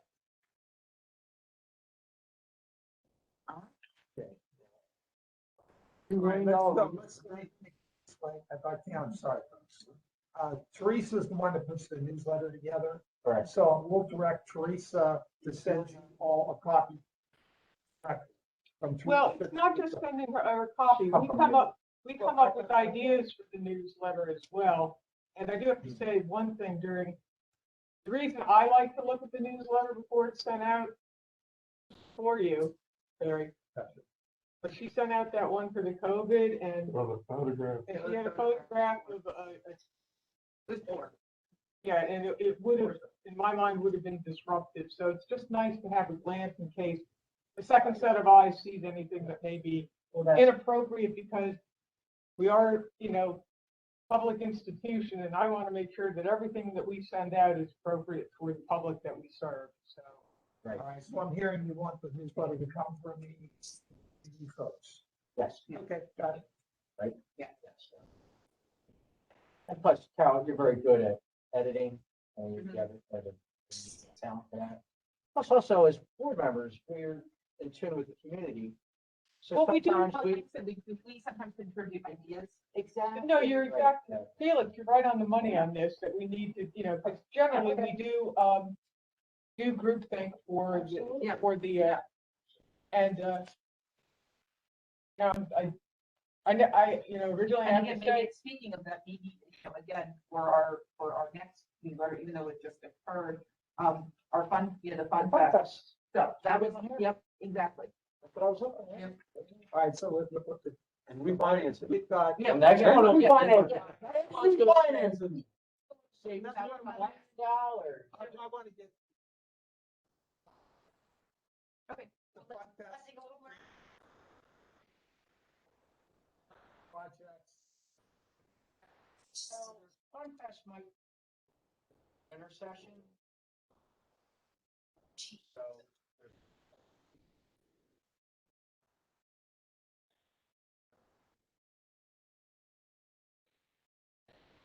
Martin setting up their budget, they might. Book fund. So there's a variety of things that come in. So. Last year's we saw, winter.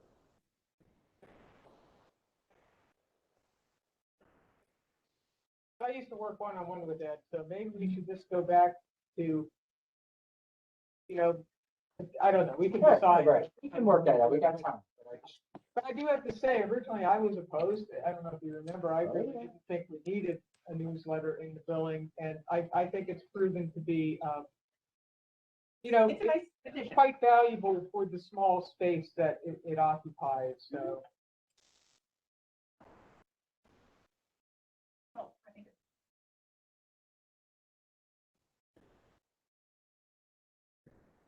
Some of the stuff. All right, so MMO, right? Is that where we decided to go to? And then we'll go back to the rest of the financial report? Okay. Yeah. Okay. Okay. Shannon, do you have anything to say about it, or Terry? do you have anything No, to say? the only thing I was going to say is that the MMO this year is 18,514. Last year it was 16,446. So it did go up a little bit, Getting older. but yes.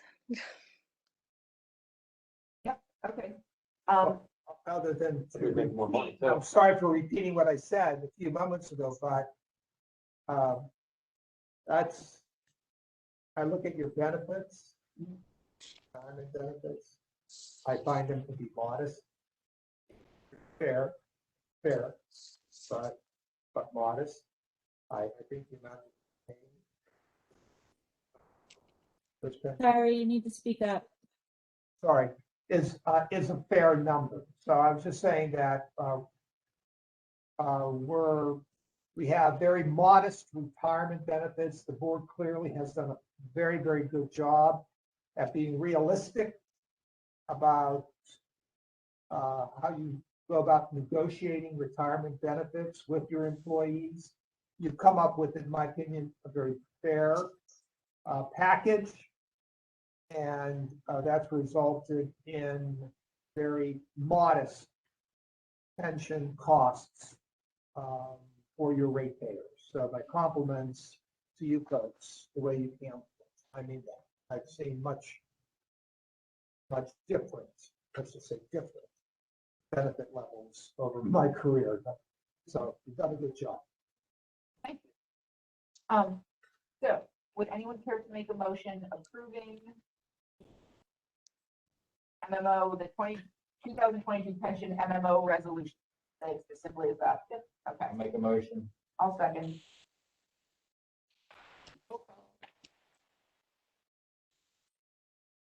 Tina Sokolowski, Yes. Felix Raimondo, Yes. Carol Smith, Yes. Janine Riley. Also, yes. Okay, that motion carries. On to the remaining aspects of our financial report. Anyone have any questions? I just have a question on wages for line 01601010. So it's the wages for collections. It looks like we're under budget by a considerable amount. Did we budget for more people that we never hired, or I was just curious as to. Yeah. But yes. Yeah. The retirement of Mike, and then we have not yet replaced him. So Right. yes, we are under budget due to that event. Okay. He seems to be very happy. Yeah, yes. I'd be happy if I was retired. He was in Only if given enough money. Not fun with that. That was all I had. Thank you. Dustin is going for his, just achieved his collections. Yes, he has his collections license and he's gotten his CDL with the tankers. So This is under a year. a little over. COVID years, so. Yeah, He's pursuing his operators. he will be. That'll be his next step. Yeah. I don't think the next class for actually gets till probably early winter. Any expressed interest? Yes. Anybody else? He's trying to get Marty to get his collections license. He's going to take it on October 21st. Okay. I think Dustin's been, I think he's been doing great. I saw him when I stopped down. I'm pleased. He's a great worker. It's easy to get along with. Very. Very easy. Okay, any other questions on the financial report? Hearing none, do I hear a motion to accept the finance? Make a motion. I'll second. All right. Ben, take it away. Roll call, hold on. Tina Sokolowski, Yes. Felix Raimondo, Yes. Carol Smith, Yes. Janine Riley. All right, that motion carries. On to the solicitor's report. You want a copy of my, can you guys, can the two people on the video hear me? Okay, or do you want me to move closer? Can you move closer? Move Mom? closer, please. And you want to, oh, no, she can sit right there. I'm sorry. Also right Oh, here. just in, sure. All right, I have survived the obstacle course. There you go. All right, is that better? Yep. Yes. Perfect. Thank you, Lauren. Sure. So you'll have a copy of our report in your packets this evening. We've already done the NMO resolution, so really the item for discussion this evening is the vaccine policy.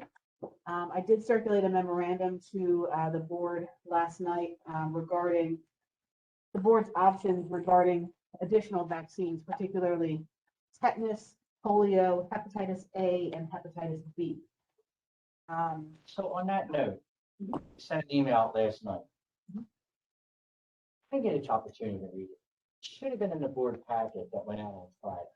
Well, it is a privileged document, so we don't put it in the board packets because it's not for public consumption. But we need to read it prior to the night before. So the timing is what's the challenge here is because I worked all day yesterday. I came home last night. I didn't have time to really write my note. I worked all day today too. So, and it's not an easy document. to No, read. and I was going to ask because I also didn't have a chance to dive into it today. I mean, would anyone be okay if we punt next month? I'm going to make a motion at the table. Yeah. And Well, I we got a better job of getting information in the timing matters. But I understand it's a privileged document, so you might not want to put it on. But, I mean, out of respect to us, we can't dump something on us like the night before and then expect us to consume all that information, come in tonight and do another meeting. This document was fairly detailed. But, so I would agree. Which is the one that we requested the first time, and then to get it the night before the meeting is frustrating. But, we resolved COVID. I actually called Lauren to discuss it when I looked at it a little bit. And I have a better understanding of it. It's a little different than what I had proposed. And so I agree with what you're saying, Felix. I'm not saying that, but I do believe we should wait. I don't think, and when I state that, there's no risk in us waiting in terms of this. It's a good discussion point. I have some disagreements with it, but understanding, no, not disagreements, a different philosophy from reading what other sewer authorities do, but I understand your point and I'm fine with it. But I think it's worthwhile to have the whole board have time to go over it and discuss it next meeting. Right. Absolutely, and we're not actually recommending that any action. be taken Felix, tonight. I have time because. Right, you know, and that goes to the point, some of the other conversations earlier, like, surprised. Yeah, we need to talk about this a little bit. And I really didn't get a chance to dive into it, so can we just put a motion on the table? Yes, let's make. No, I, Considering we had a pretty hefty agenda To tonight, be- no, we no, didn't even get to our toughest customer here, so. Fred, no, I, it's just, Budget report come out of that. it's just currently Please tell me that's circumstantial, but I what- had time to read it. Right, right. If I were in your circumstances, I would not have had time to get it. So that, okay, so Tina, are you okay as well if we hunt till next month on the vaccination? Yes, because I did not have time to thoroughly research and read either. Okay, all right, so then we're all in agreement. Do I hear a motion? But I'm just saying the caveat, there's no risk involved. Yeah, and that- yeah. There is not, and We don't need a really motion, we just. No, wait, There- okay, there okay, really- so yeah, I'm sorry. there really wasn't any action item on this evening's agenda anyway. We weren't recommending any action. It was just a discussion point. Okay, So there's nothing to be tabled. okay, all right, so then we'll just discuss this next month. All right, a motion.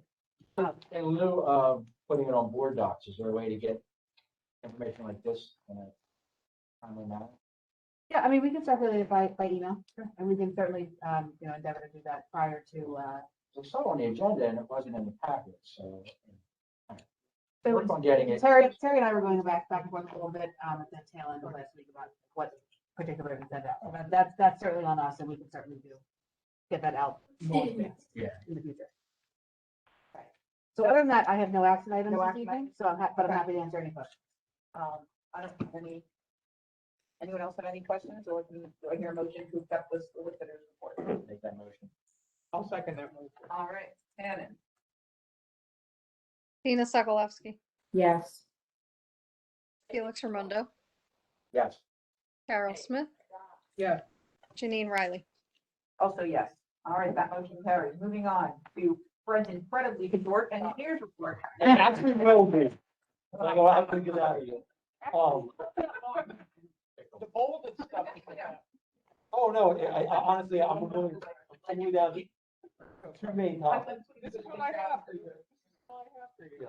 I just want to show you guys our interceptor basically starts here and goes down through all the way to the treatment plant.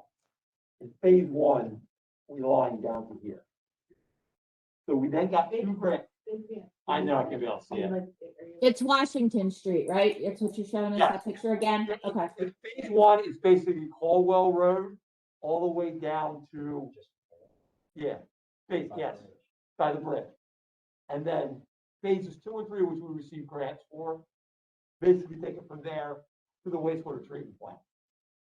I broke it up into 3 contracts because we received the grants And we can keep it under a certain and it dollar. was $500,000 and within the grant amount. Yep. And because the way costs escalated so much, I didn't want to bid it out and then have a contract that was over 500,000 that would not be eligible for a grant.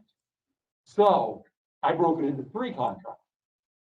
I was totally wrong because our prices came back spectacular.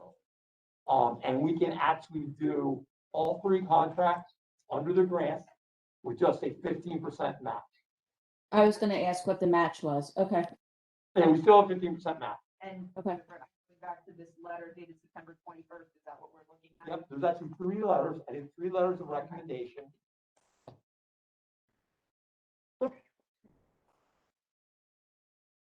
Liner face project 2, and then Just liner one. face, okay, all right, I see it.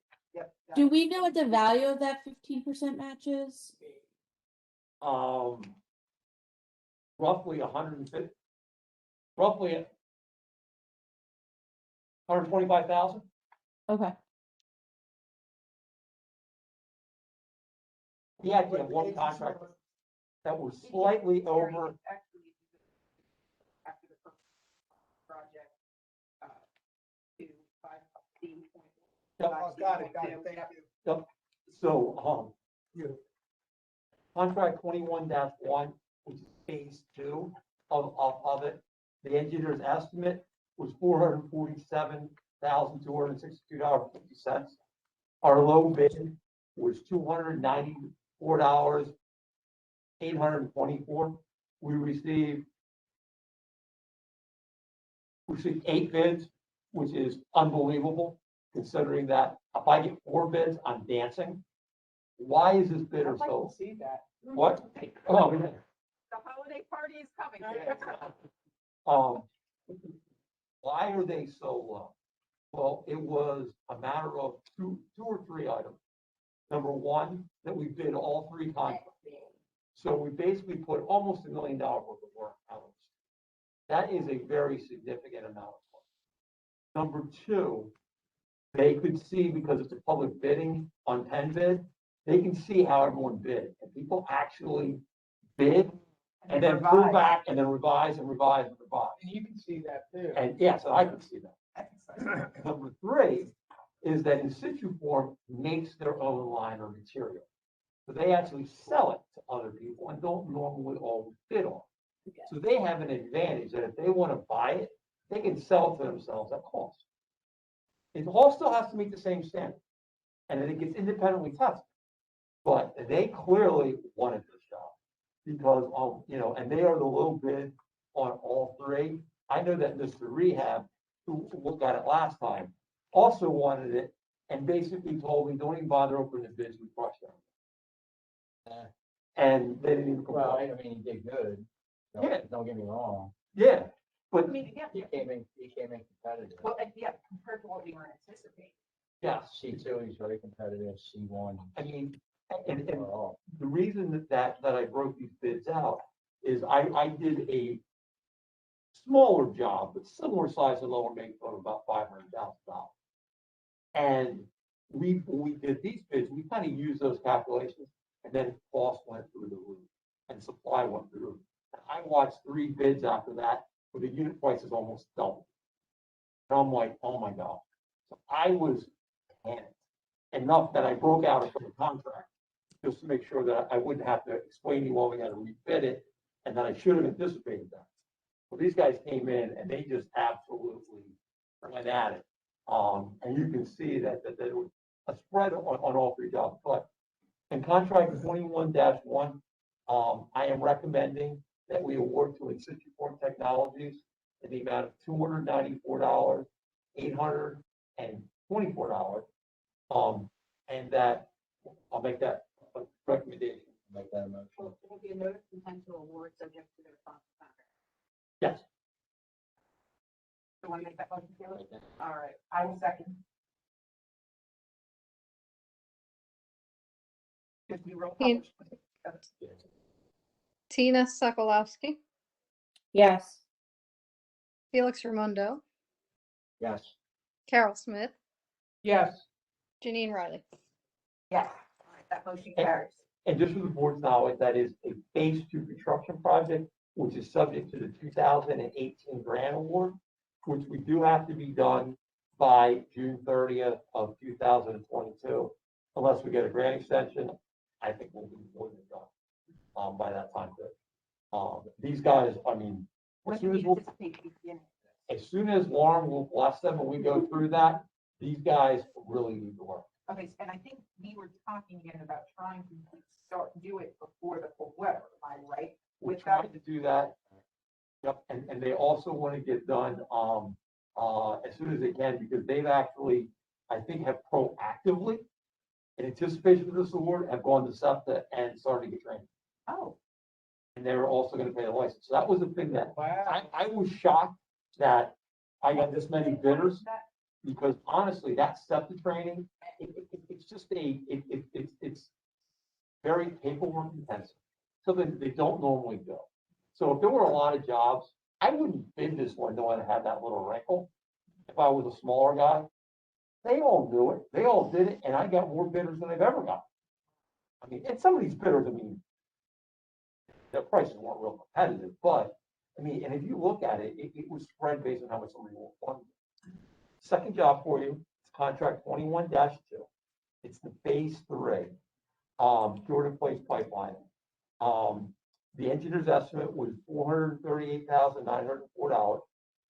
The low bidder was Instituform Technologies in the amount of $367,924. $66,610. And once again, the engineer's estimate fell in the range. Very clearly, Mr. Rehab went very aggressive, it was only 5%. On this. This again is subject to the second grant, which we received in 2019.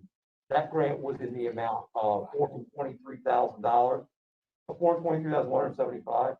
So, but there's actually a match, but I'm actually going to combine what we'll discuss next is contract 21-3, because the low bid on 21-3 plus the low bid on 21-2 is less than $500,000. Therefore, we can do it all as one contract and do it all in the grant. So I can, and there's nothing that says I can't have two contracts on it. I just can't have one contract in excess of 500,000. Right. And you can see I was still pretty close. Yeah, yeah. I would make that recommendation to the board for contract 21-2 in the amount of $366,610 through In Situ Form Technologies, subject to. Subject to the responsible contract. I will make that motion. I'll second. Adding 21-3 to 21-2, or you just gonna? We need to do three as well, because right now there's. This is combining 2 and 3, correct? No, it's not. We have to motion them separately, but Fred can combine them under essentially one Okay. order, for lack of a better. No, they're separate contracts. Okay, they're separate contracts. I will apply both contracts to the grant that we received. To the grant line item. To But the they're grant two line. separate, And but I'll they're two submit separate both contracts. Under that one single grant. Okay, Would it be cleaner to? No. Okay. at this point, they did three different. And I'm gonna be audited on my actual public bid policies. So then let's. Okay, all right. And I did ask, No detriment to. I asked the CFA this specifically when I did it. Said, listen, this is what I'm doing, I'm breaking this work out. Can I combine them? And they said, absolutely. You just can't exceed it. And they recommended, based on cost increases they were seeing, cost of construction industry, not lining, to definitely do that, because they said they've had about 70% of their contracts had to be rebid. Just because construction costs are Yeah. went up high, and they exceeded the 500,000. Costs are still crazy. And from a paperwork perspective, you think this vendor is going to be able to help you keep it clean? As two Absolutely. separate projects? Okay. And it's not a lot more paperwork for us, quite honestly, because I can do the payment requests together. It's not like I'm doubling my workload. I'm just a little bit more, but not much. Okay.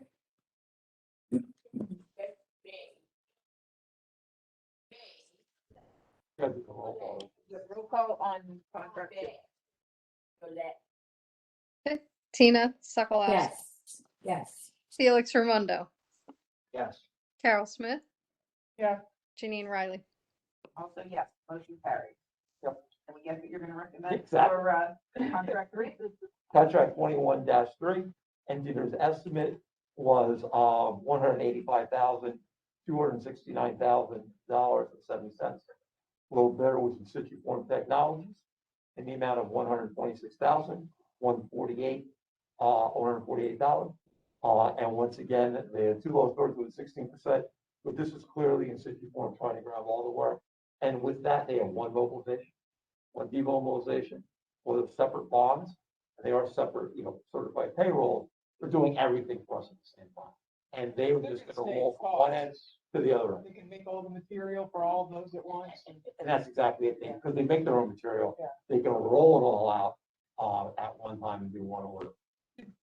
I'm just curious, did Mr. Rehab use the material made from them, do you know? They are one of the other, there's three people that make it. There's In Situ Form and two other firms, and they get all three of them and price them. Okay. Just because In Situ Form does compete with them on occasion.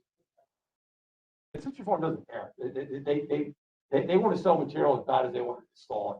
And that's all they do, right? That's all they do. Yeah. They've been around forever. I mean, 20 years, you said. Yeah, they've been around, and like I said, their annual revenues, exceeded $914 million. guys are not a small. It's kind of a niche market though, right? 20,000 miles. We have a lot of infrastructure in the United States that needs repair. Well, they were the only game in town for a while. All right, so motion, I'm a motion to award the contract to Citriport Technologies in the amount of $126,148, subject to. Make that motion. I will second. That is great news, though. That Oh, really is. awesome. all right. Not as good as your earlier response. Tina Sokolowski, Yes. Felix Ramundo, Yes. Carol Smith, Yeah, Janine Riley. Also, yes. All right, that motion carries. And I have to We've say, had two pretty good wins tonight. yeah, and I was gonna say, Tina, I don't know if you're aware, and Fred has always done a great job of breaking this down for us, and I obviously I'm gonna do it now, but at some point, I mean, essentially, that entire liner project, I mean, really, we did for cents on the dollar. 15 cents on the dollar. The 15 cents on entire the thing, dollar. we got 3 grants that covered the entire thing. And that goes also to, Borough Council support us. Yep, And- yeah, and- absolutely. And we've gone and got good letters from their recommendation. I mean, the hard thing I have now is when the next round of grants come up, I gotta find a new baby to chase, because Yeah. that one was so good. Yeah. And we've seen it on our flows, Oh, yeah, absolutely. Exactly. Yeah. that's what I thought was. Yeah. Yeah, I mean, I'll Yeah, send you we some can see pictures. that, Tina. That's a fun one. We always like that. We revel Just in like how the top much one. better. I mean, it still blows my mind. You guys should have been our worst flood affected community, and you really weren't. You guys had minimal to no.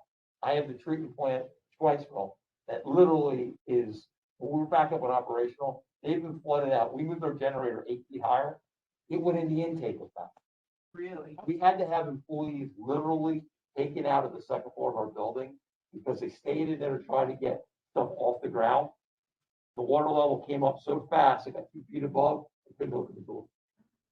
They literally got out by a fire truck had to come in and cut them out and get them out of there. I mean, there were devastation on the Perkiomen Creek like I have never seen. I mean, there's literally my office on Perkiomen Creek. Up from it. There were 5 houses that were within a mile of my office that don't exist. They're in Delaware. They literally don't exist. Freddie, what happened to Lower Frederick? No. Do you have an idea? Oh, it's survived. The pump station. I think the pump station is still not operational. Swainsville needs to help anyway. We're actually they're moving their pirate second Is that the boil, the water? No. Believe it or not, our water stayed perfect. Our water's all on the hill. Our water's all on the hill. Schweizville's a mountain road. The creek.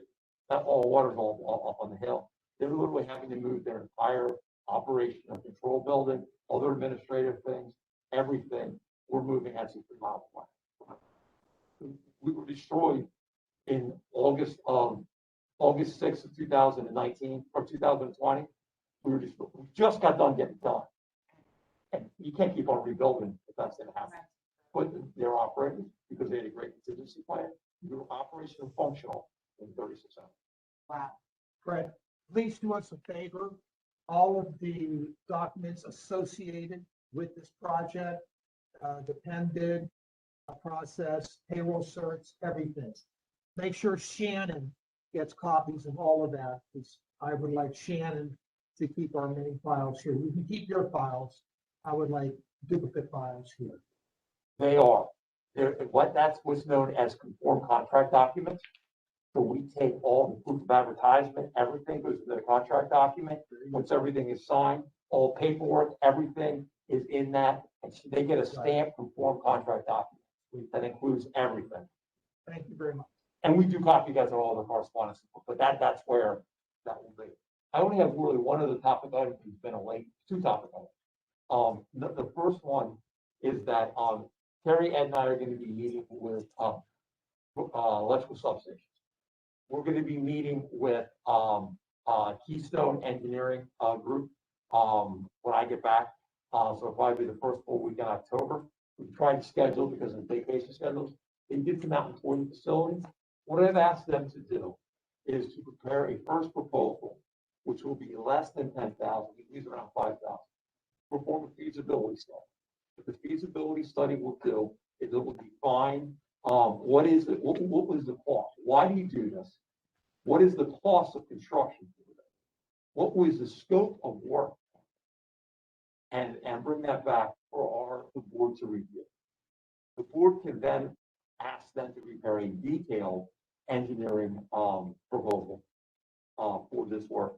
We can get additional proposals on that. I just got additional plans from Ed tonight and the original substation. He is in agreement that it absolutely is not a immediate danger, but he would not want to see it go more than 2 years. So you're at a point now where you're at the end of your design line. There's always a service factor you can go beyond that. He did commend the authority for doing the heat evaluations that we've done on it. And you guys have replaced things that they've broken. It's not Frankenstein together. It was put back together in an organized manner. He said it's just the end of its life. The problem was technology changed in the 90s. You guys built your plant in 89 now. And he said, so you're just 20 years behind technology. And just parts are always going to be available. Are they readily available? In a COVID world now, it would be these are custom. They're still manufactured, I'll say limited runs to do these buses and things. Because there's industries that have operated since the 50s on things. You know, so they still manufacture them. You either have to proactively buy spares and just have them all sitting there, or go to new technology. Because if you get in an area like now, they may not make that part for a long time, and then you're on a single subsidy. The hardest part of the job, and what I wanted to do as part of this feasibility study, is to identify for me how you're going to do this, because I can't have both substations offline, and I can only have, if I have one, I need to have a backup. If we get electrical power outage, we're not treated. We're going to have to work with the borough to potentially close down a portion of this road to a single lane so that we can park tractor trailer size emergency generators. The good thing is that the guy who's done his name is Jay Panetti. He has done about 24 of these in his career. I don't know of a single other person who's done it in the wastewater industry. I'm sure it's done all the time. But, you know, so it's not an uncommon thing. He just developed a niche in this, and he just kind of stayed with it. So, and they will also give us an estimated engineering cost on that as well. We did budget both of these in this year's budget. I just don't like asking someone for a proposal when they don't know the scope of their work, because it's outside my field of expertise. So I'm going to run this by other engineering firms. Yes, the basic design, all this is there sequence of construction, are there cost estimates correct? You know, all these things are done before I would make a recommendation to award. It's not do this every 30 years. You know, it's not something, and it's also out of mind. So I will be bringing in another electrical engineer just to review their feasibility study, just for an hour or two to say, this is my understanding of it. Do you agree with it? Any questions I should be asking? Do you feel they're qualified? And things like that. Just because it is, I mean, you can't screw around with this. If we lose electrical power and there's an issue, you know, no big deal when your you know, your belt pull request goes down, you liquid hole. Your electricity goes down. It's a big issue. You know, and I will tell you that the reliability of it is after the flooding event, pico transformers went down. I spent more time redoing PLCs and controls for pump stations because of them shutting down and giving me bad power and flipping flopping between substations. Yet seeing spikes that just blew out one circuit in a board, and it wasn't repeatable until we couldn't find it.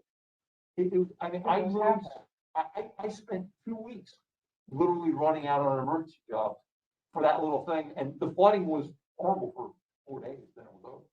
So that's one item. The other item is hopefully if there's nothing major on next month's agenda, I would like to get to the sludge. But everything, and if not, that may end up getting, you know, pushed, you know, out. But that is an important topic. If you saw the difference we had a good year with our belt motor fund. Difference between an average to bad year, that saved us over $100,000 in sludge. Yeah. I'm honestly going and replacing almost every one of my belt photo presses. We have 3 different designs in right now that we're doing to change them. And 2, you want another one that are looking at and selecting the technology. And we'll look at the same exact 3 people. We'll know a lot better once they get some of you guys up and operating. But that is something that I don't want to miss.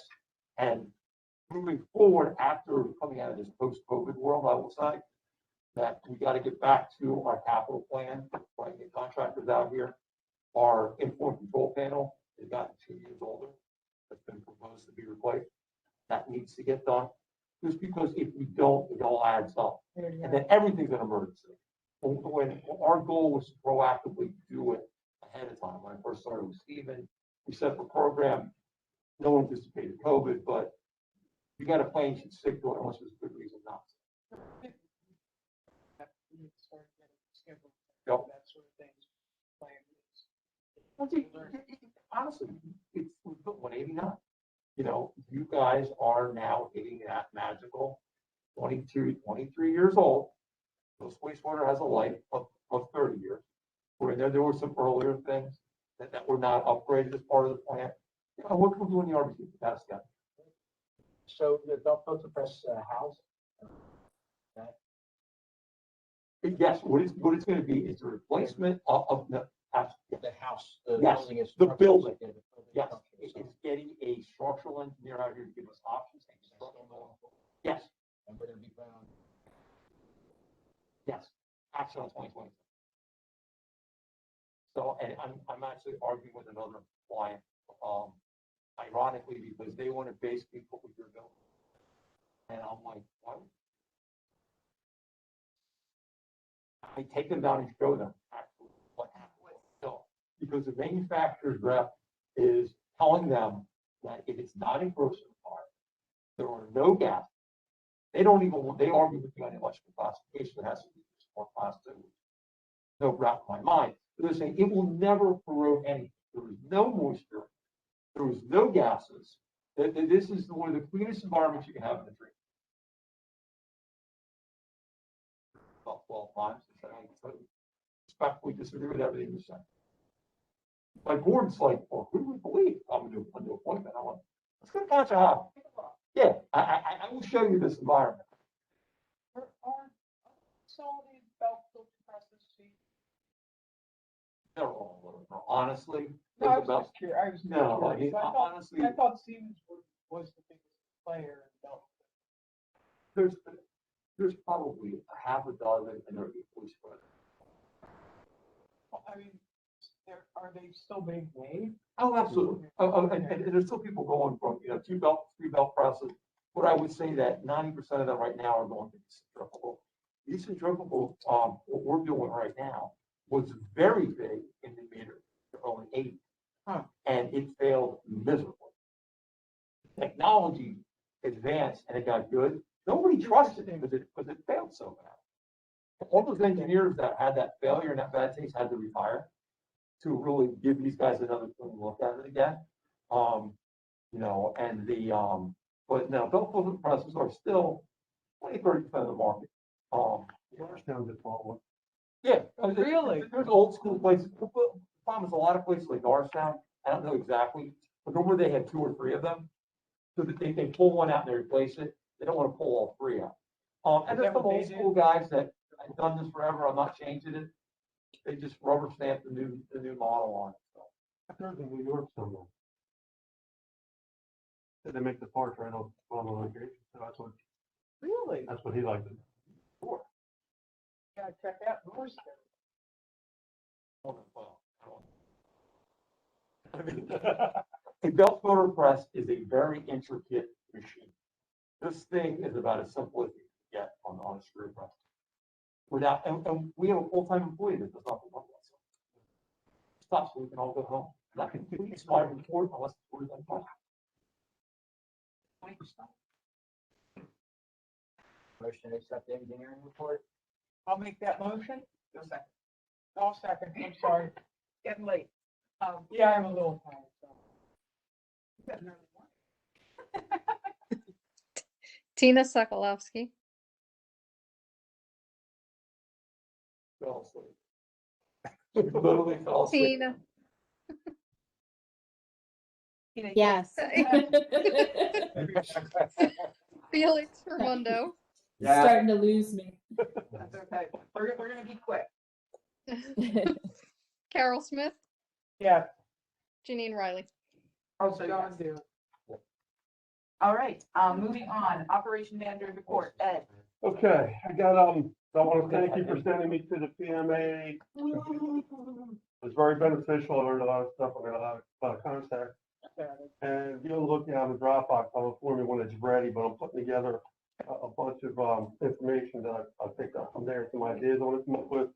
Actually, Thursday, I have a demonstration, a virtual demonstration, also some new technology. So Vinny will be involved with that. So I'll be able to, once I get it all together, I will get it out to you.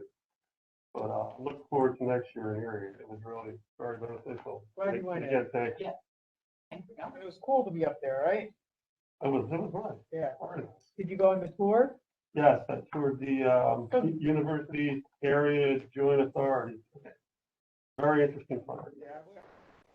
Good for you. That'll be part of my file. So I have a lot of really neat pictures and stuff in there. Cool. Very cool.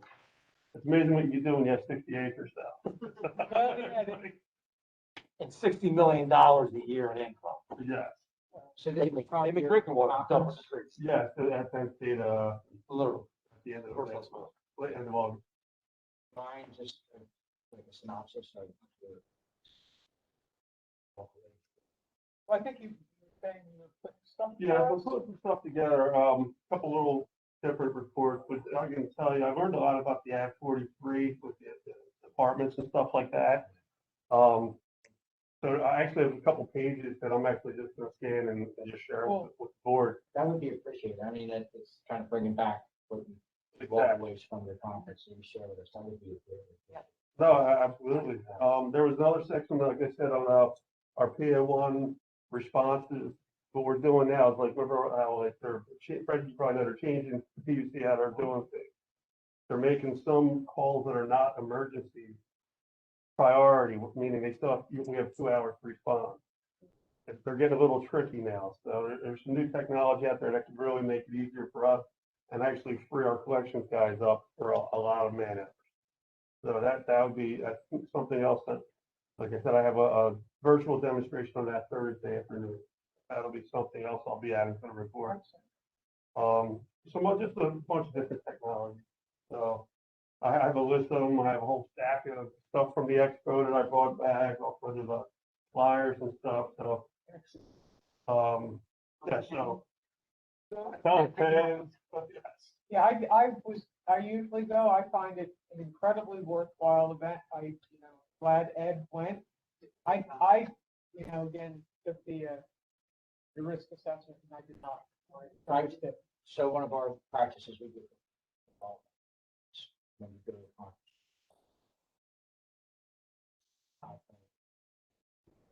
I have spoken something. to you practice too. I want Well, here's swag. something. Get the swag, Ed. What am I I? brought you guys swag. Okay, Friday, but if I swag, I'll bring you Some swag. swag. So yes, definitely, that's in the works, and we'll have that back. As you know, I sent a PowerPoint out about the storm, so I Yeah. think we covered a lot of that, but fun little fact is we had an additional 2.9 million gallons for the plant. 72. So there was Not one. bad. It's not. That's not bad. And for I us, can tell you some horror stories. and we treated it all. We were at, Oh, the one day we were, yeah.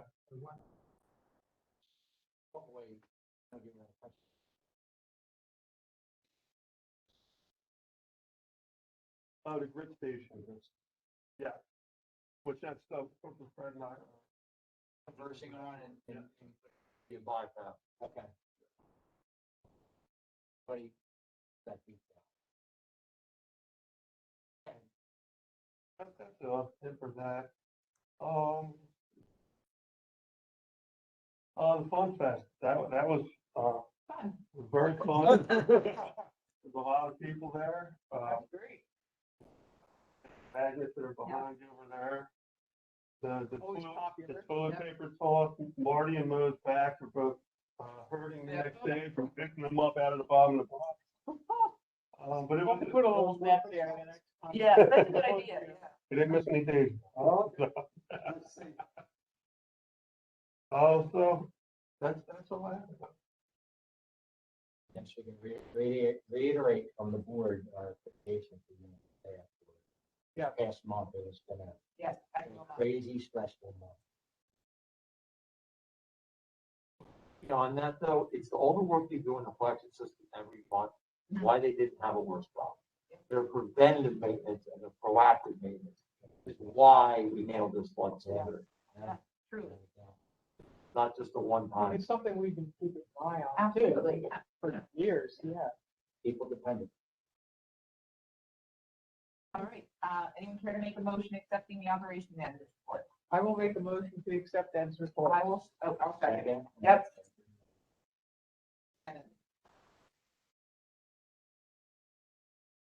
Before we lose. Pete. And you got the, that's cool. You got those for Penn State. Tina Sokolowski, Yes. Felix Raimondo, Yes. Carol Smith, Yes, Janine Riley. Also, yes, all right, that motion carries. The ever interested in collections and maintenance reports. I saw Vinny out. Any doing questions? PA1 calls. Thank God we have no questions on that. Anyone care to make a motion on the accept the collections and maintenance reports? I'll make that motion. Tina gets that one. I woke up. All right. Who- Okay. Felix who seconded. Felix. Felix, okay. Tina Sokolowski, Yes. Felix Raimondo, Yes. Carol Smith. Yeah. Janine Riley. Also, yes. Okay, that motion carries. All right, Terry, on to you. Interim Executive Director's report. I didn't really have anything, actually, I was part of the process on the financing and working closely with Chris, and candidly, I took some time off last week, and I'm still suffering from jet lag, but that's another problem. But for informational purposes, I did include the borough's response to our board's counter as it relates to the MOU and the service agreement. It's in your packet. And I didn't plan on getting into it too much tonight, partly because I was worried about the first two items on the agenda will put us at a late hour. And since that's a waiting topic, I thought maybe just so you have the information, you can digest it. And wait for the vaccine. Wait for another. So my question to you is this: do you want to wait until the next Meeting, meeting? I was gonna ask, or is it more Or- appropriate to have them? Thank you. That's exactly what I was going to ask you. I don't know, Is does there anyone- the appetite to have a meeting, say, in a couple of weeks, so we can talk about just this? What do y'all think? How would we, that would have to be a public, it would have to be a public. I mean, I'll be honest, I don't have bandwidth to get into it. But I don't know if anybody else does. Yes, I would yeah. say table it Table along next with week. our, give the board enough time to review the documentation and come up with any questions or concerns similar to the vaccine. You know, with it. Can I encourage the board to reach out to me directly?